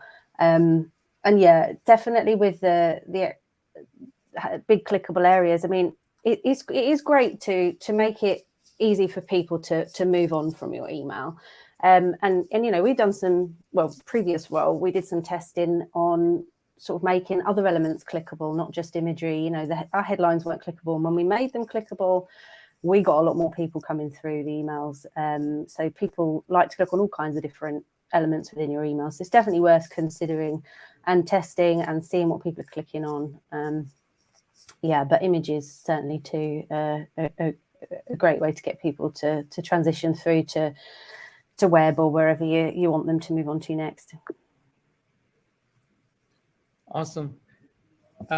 Next stage of email being innovation. And this is where you know, the real thinking comes into perspective, right? So gone are the days wherein you received an email, you read the email, and you were taken to another landing station to complete the process, either a lead generation form or, you know, data capture form, or, you know, kind of making a transaction happen. We've come to a point wherein AMP, which has also been spoken of much in depth earlier, has become a very crucial part of email innovation. So yes, we've gone through the step up plan, image only, to video and email, to a lot of usage of GIF, and now with, you know, helping marketer, consumer, the end user, to complete the action within the real estate itself is the next best deal. Gopal, what are your views on that? Where do you see it moving over the next few months, a year? I guess it's going to be a next big thing in email marketing, because you are going to have a mini website within your email. So while sitting on your couch looking at your phone, you will be able to do stuff without jumping into any website, which is really really fascinating. If we look at the stats, 50% of the email users prefer opening their email over the phone, right? So it's very handy. You are looking at phone, you just opened it, and you saw some action which can be executed then and there. So AMPs are that only, things are there. You can integrate NPS. For NPS, I see it's a great great way to get NPS. You can provide all those smileys, or those 10 smileys there. You just click and provide your comment, and boom, you got your. And along with that, for testimonials, it's also a very great way to have. So yeah, I can see AMP is going far ahead from here. uh, let's see what more is going to happen with this technology. We are also testing in our company with AMPs, in order to get some NPS. Yeah, it's a really powerful thing to bring into email. I haven't had the opportunity to work with it yet, but I really hope to soon. When I think about how it works well for me, I mean, the masters are obviously Google, and for my experience, a lot of stuff comes into my email from Google Docs from the team, and I need to make comments on documents and things, and I can do that in the email, and that saves me from having to go and click open Google Docs and make a comment, and I can just do it right there, and it speeds up my workflow, and it's fantastic. So there's a lot more adoption coming, I think, with email clients. I think there's about certainly 4 I can think of that are supporting AMP at the moment. The where things are a bit slower and we need a bit more movement is ESP support, really. But I agree, it's going to be huge. It's going to really help when we've got a marketing trend of like customer experience, and we're tapping in so much more to user experience. Yeah, it's going to be big. Yeah, I think it's it's a big thing that's kind of taken a while to get there a little bit, isn't it? It's been around for a number of years now, isn't it? In terms of it's been available as a technology, and before that on the web, it's been around on the web for even longer.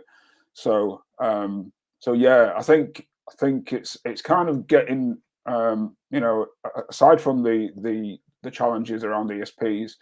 I mean, I've spoken to some ESPs around this, and I don't even heard of it. Some of them. So there's certainly an education element to do in that this technology is out there. But it's also kind of having that in your toolkit as well, as a designer, as a developer, as as creators of email to have that kind of there in your in readiness to kind of to use it and to have the headspace and thinking space. We've talked a lot already about design and approaches and how we design for responsive email. And all those things that we were tackling with years ago, and how do you actually do mobile? Remember that when that was a conversation, and now it's almost like a similar thing. How do we take that leap to this, which is a it will take a little bit of real consideration and thought to make it easier for us all to do, really. And I think once we start to kind of see that happen, we may well see more of it and more adoption of it, because there are some really good and exciting use cases for it, and it's kind of it's using the right communication for it, as well as it's having the right message and the right reason for using it. I think it's watch this space, I think. But don't be passive about it. Act on it and find out how you can use it, really. So India seems to be moving really fast on the AMP side of it. Okay, you have brands which are actually seeing 5x growth in conversion, either in the form of registrations or in the form of key signups, or if they're trying to drive any content, especially. So if you look at the subscription business, it works fantabulously over there. If you are in the service business, you're giving away. So let's say whichever brand you may be, for example, you're selling meat, which is becoming big in India now. Brands like Licious and Fresh to Works. There's so many brands out there. They want feedback about their frozen food material. It's great consumption of AMP right there. Okay, if travel and hospitality, during the pandemic times, I mean, this would be the perfect time to understand the intent of your travelers. If you were to start travel again, then which would be your next best destination? And with that information, imagine the kind of personalization and email we can bring to the table. So I think AMP seems to be having a very fantabulous future ahead of us, and most marketers, if they think right, get the personalization right, get the relevance right, I think it's going to be the next best thing with an email. Another nail in the coffin in terms of why email is a real estate with content is concerned. One last point I wanted to cover. There was another very interesting point raised in the earlier discussion is with the new data privacy clauses coming into play. Suddenly, when it comes to the performance metrics, so there are two very important matrices, right? So you have a channel performance metric, and then you have a business performance matrix. From the channel performance matrix point of view, wherein most marketers look at the open rates, the click rates, the click-through rates, the standard measurement parameter is going to go through a sea change as we see things happening. In that case, what would be the impact that would be from the design point of view or the creativity point of view?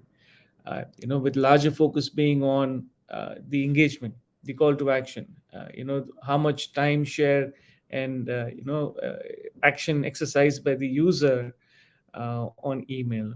What would be some of the future views on that?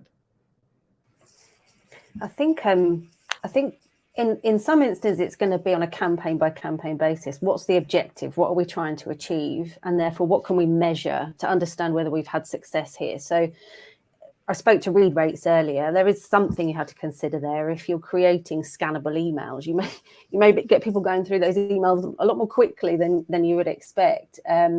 But within Litmus's email analytics, we can see whether someone has skimmed, read, or spent mere second or two on an email.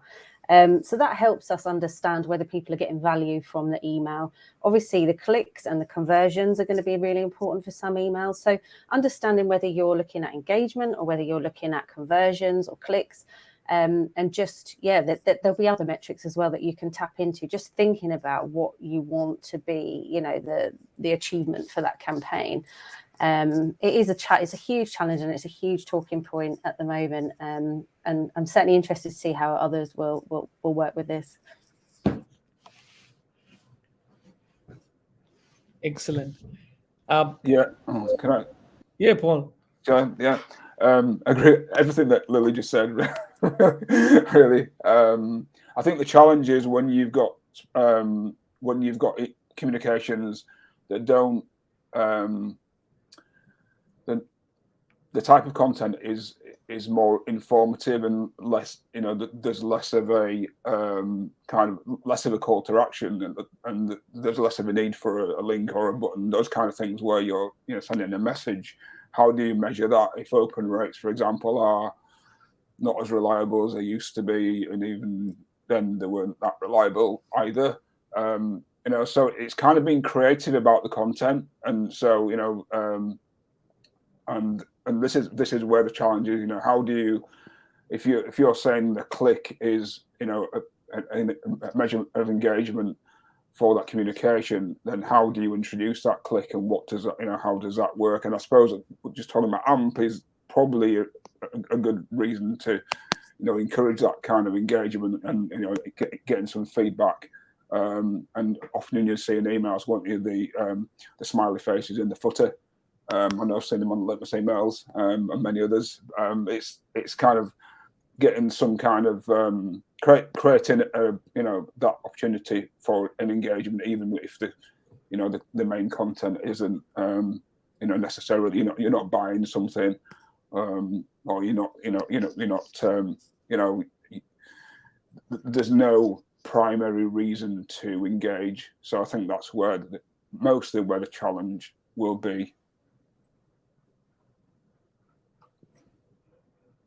Yeah, that's a sentiment measure Paul was speaking to there. We have them often in our newsletters just to gauge whether people have enjoyed the newsletter, so they can sort of say, hey, yeah, or not sure, or yeah, no, it wasn't for me. So that's another way, yeah, you can get a little bit of feedback, but definitely keeping the conversation open with your subscribers, and finding out from them, what is valuable to them is going to be helpful. Yeah.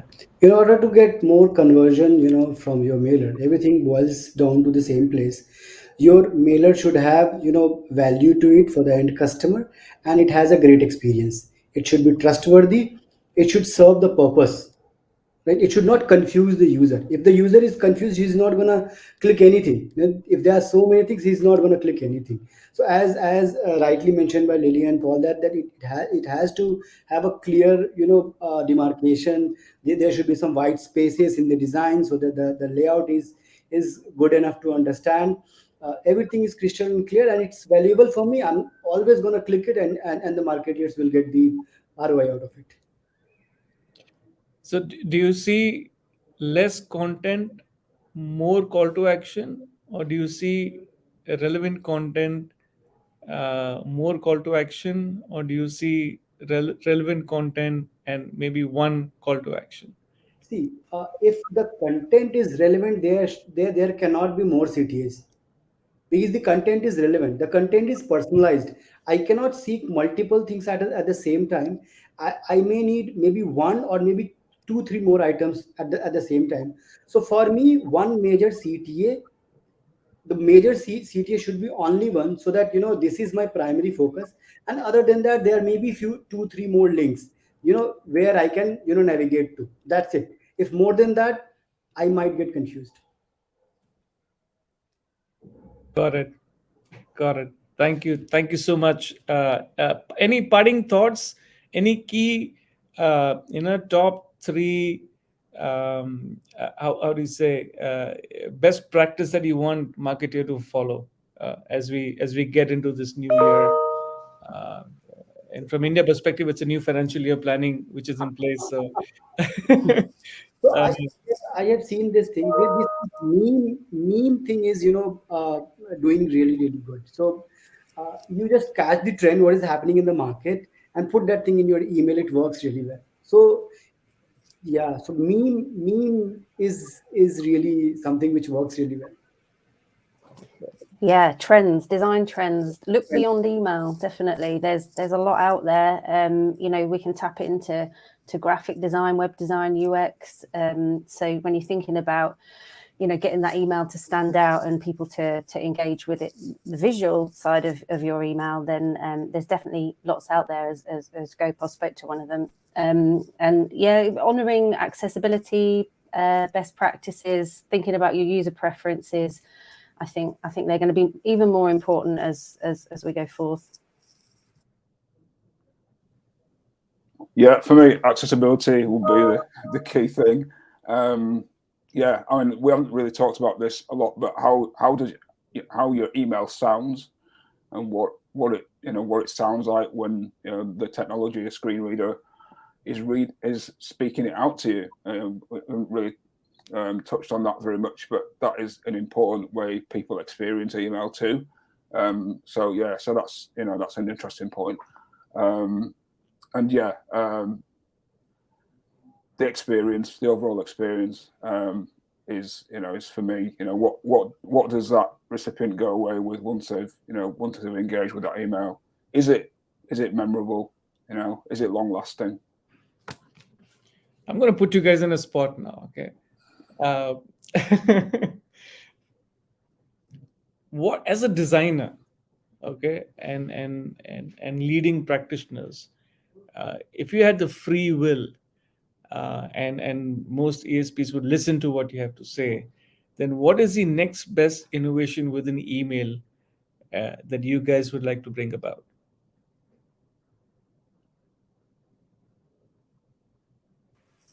Maybe there's something with AI, maybe something where AI and accessibility could, come together and create even more amazing experiences for broader audiences. I mean, I'd love to see, I love the fact that email is often spoken to as being email's dead and, it's archaic and, it's not very forward thinking, but we do incredible things with email. And I think there's, with AI coming in and, AMP, as we've spoken to, I mean, my brain can't even come up with what crazy things are going to happen. But more of this, more things to just make you go, oh my goodness, I need to do something like this. I want my inbox to just be alive with all these amazing things.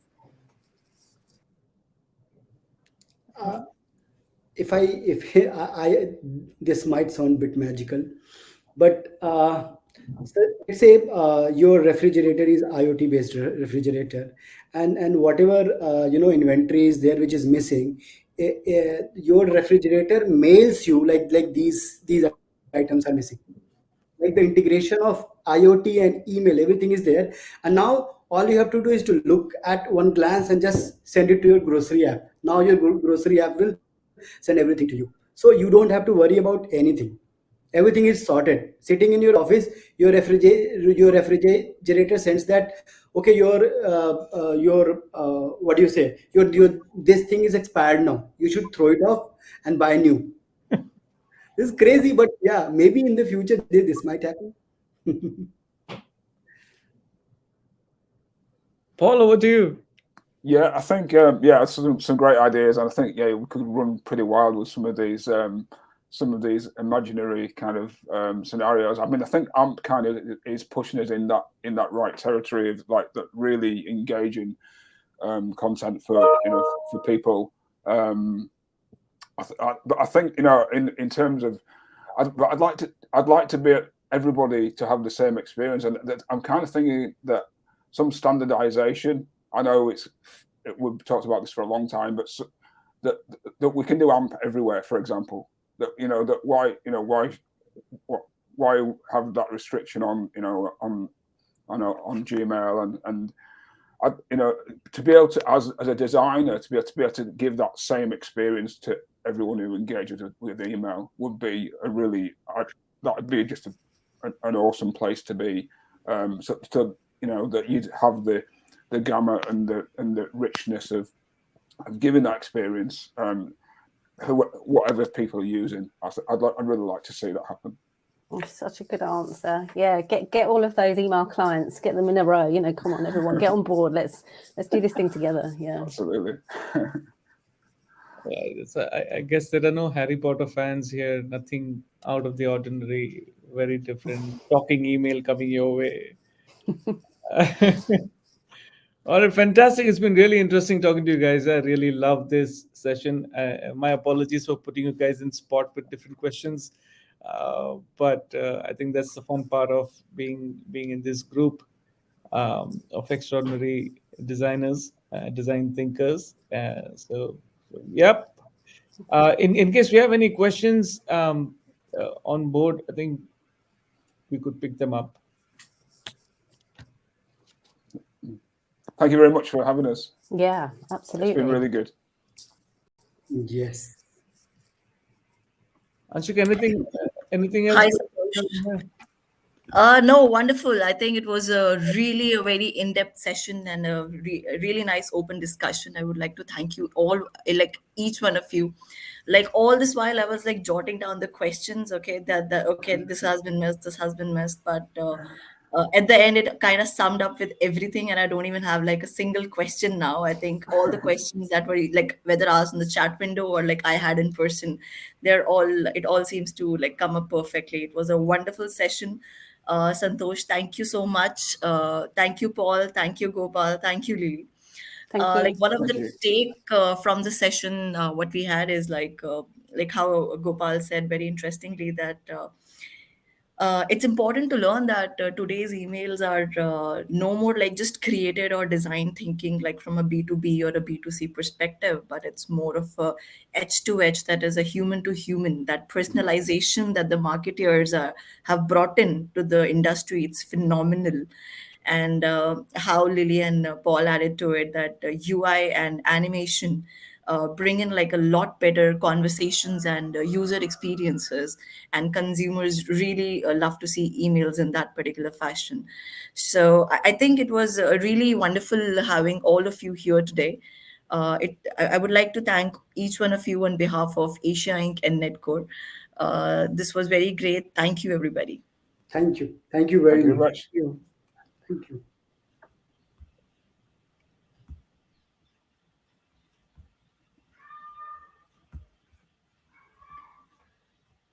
All right, folks. So moving ahead to the most awaited part of the evening, I understand that everybody's so excited about getting the awards and knowing like who won in which category. Moving ahead to the next category of awards over here. The next category is for the most visually compelling email campaign award. And in this particular category, the second runner-up award goes to Permata Bank. Congratulations, Permata, on winning the second runner-up position. The first runner-up for the category is taken place by An Academy.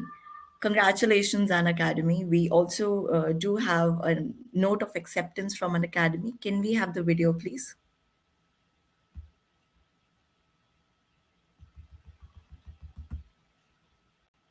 As the runner-up for the most visually compelling email campaign award for our study scope email campaign. The idea in this email was to build personalization and enhance engagement for our readers by connecting educational attributes of our learners born in that respective month. Well, we are humbled to receive this award today and motivated to come back for the top award. Thank you. Cheers. Thank you, An Academy. Moving ahead, the winner for the category for the most visually compelling award.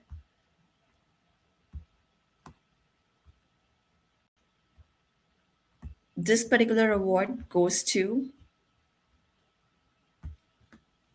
Mintra. Congratulations, Mintra, on winning the most visually compelling email campaign of the year award. We also do have a thank you note from Team Mintra. May we have the video, please?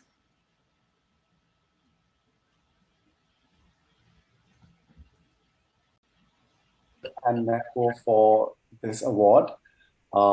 It means a lot to us. And on behalf of the creative team and the email marketing team here at Mintra, we just want to let you know that we are super honored to receive such recognition for the work that we put out. So thanks a lot. Thank you. Thank you. Thank you. Congratulations, Mintra. Now moving ahead to the sixth category of award for the evening.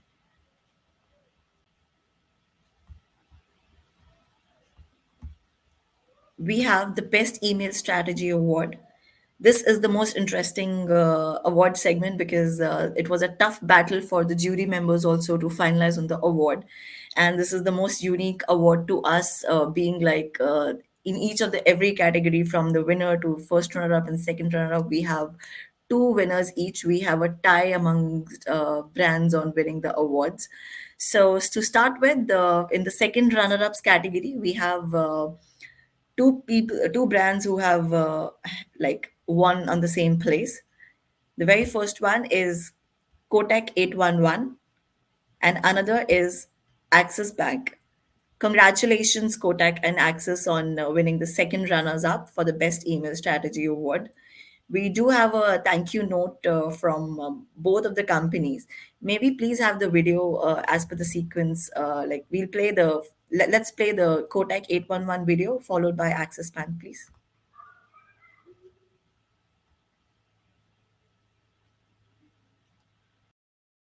Is like adding one more memorable moment. I mentioned one more because first thing is participation. Getting idea isn't great, but implementation is like climbing ladder. And to this ladder, my manager Sri Krishna and business head Manish and other team members became steps and made climbing easy. A big special thanks to everyone. Stay safe.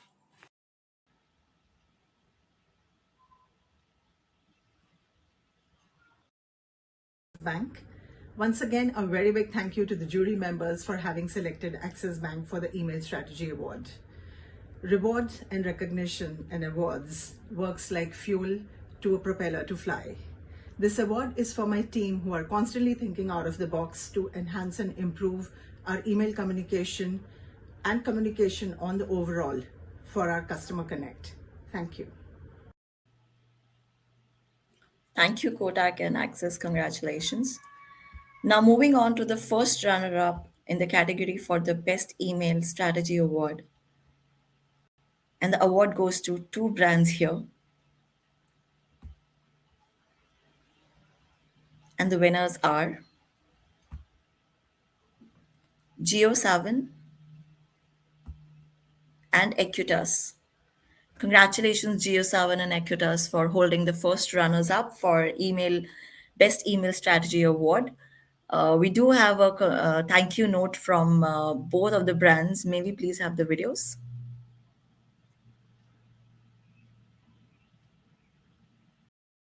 Our efforts.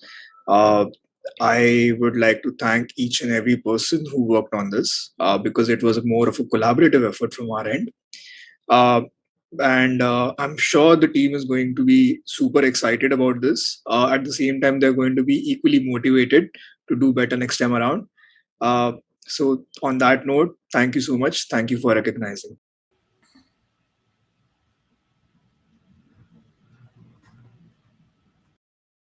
I would like to thank the jury. I'd like to thank my entire team who's worked on the entire project. It's always special to get two awards, and when your work gets recognized, it gives extra motivation. I'm sure this is going to give extra motivation for my team to keep improvising, keep innovating, and to take Equitas as a brand forward through the various channels. And email is going to be one of the critical channels which we are going to be motivated to do well. Thank you once again to the jury and the entire team. Thank you. Congratulations, Geo7 and Equitas. Now, moving on to the winners for the category of Best Email Strategy Award. It's again held by two brands together, and the winners are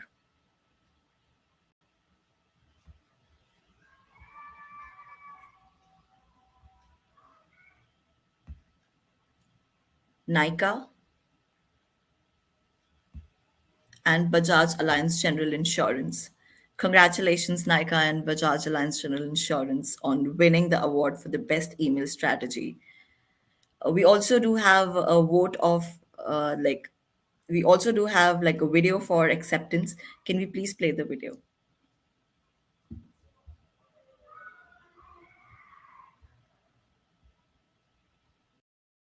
Our hard work.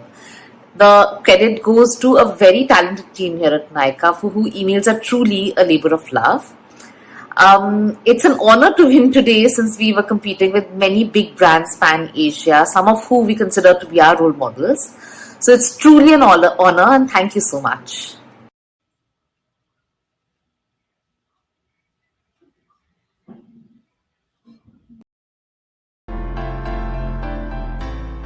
I'm extremely excited and honored to receive Best Email Strategy Award for our renewals and customer engagement campaigns. In Bajaj Allianz, our endeavor is to engage our customers regularly so that we can give them more options to renew our policies and have a choice for other coverages in general insurance space.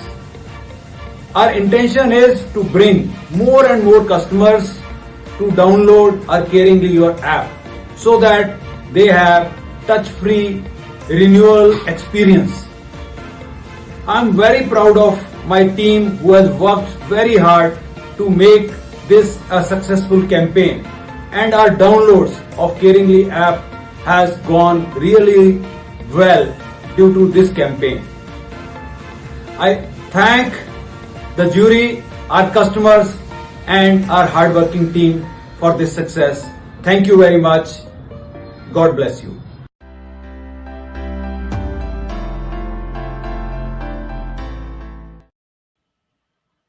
Congratulations, Nika and Bajaj Allianz General Insurance, on winning the award. Now, here comes the most awaited award of the event.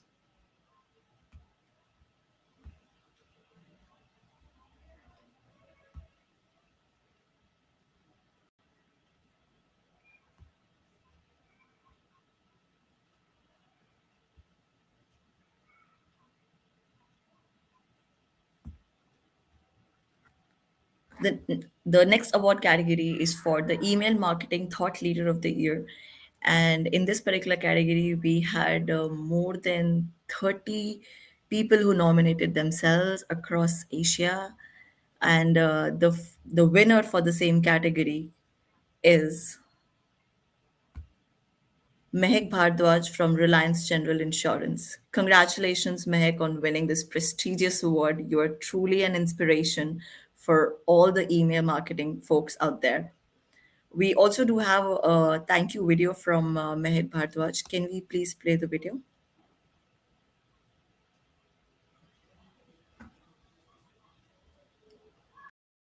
At Reliance General Insurance. Thank you so much for considering me as a winner of Email Marketing Thought Leader of the Year. I will forever be grateful to Netcore and also Asia Inc. for giving me this recognition. It is truly a really great feeling to be appreciated by a brand like yours. Thank you. Congratulations, Mehek, on winning the award. Now we are towards the last segment of our honorary awards from Asia Inc. 500. Over here, we recognize the impact and the theme that made the difference from the email campaigns all across. Here are five. Here we have with us the top 5 brands who made a difference in the industry.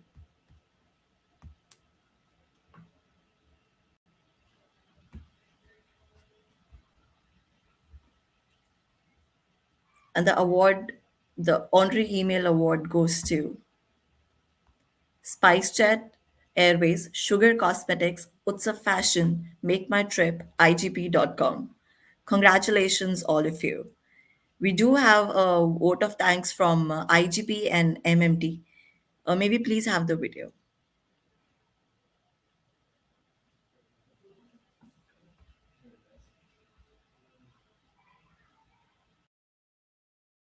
Thank you for the award, Netco team and Asia Inc. I think it's a result of the constant effort by our content marketing team and the CLM team to implement a strategy wherein we are making emails content rich and not just a medium to communicate our offers, making email not just an advertising tool but a conversation tool for the brand, and wherein customer can look forward to our email content and take more value out of it for planning their trip and getting inspiration from Make My Trip and look forward to Make My Trip communication. So thank you once again for this recognition.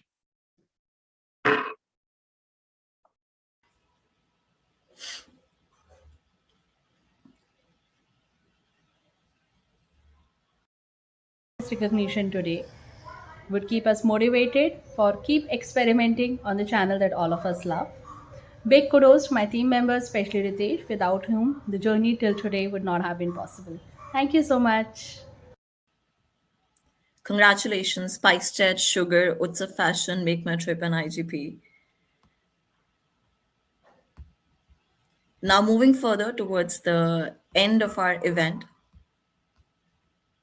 For this year, we had awards under 7 different categories. Looking forward to having more in the next edition for the event. I would like to thank all the parties involved in the process of recognizing and honoring the influencers, the jury members, nominators, awardees, sponsors, and the supporters. Uh, Being the host from standing here for Asia Inc. 500, Asia Inc. is one of the most pioneering digital platforms and business magazines that celebrates thought leaders and industry titans across Asia. We give our readers exposure to the top entrepreneurs and business that have excelled in their fields.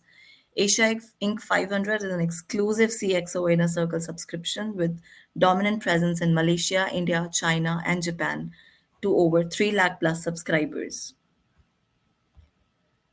Moving ahead to one of the most important segments of the event, the release of our 10th edition of Asia Inc. 500 magazine.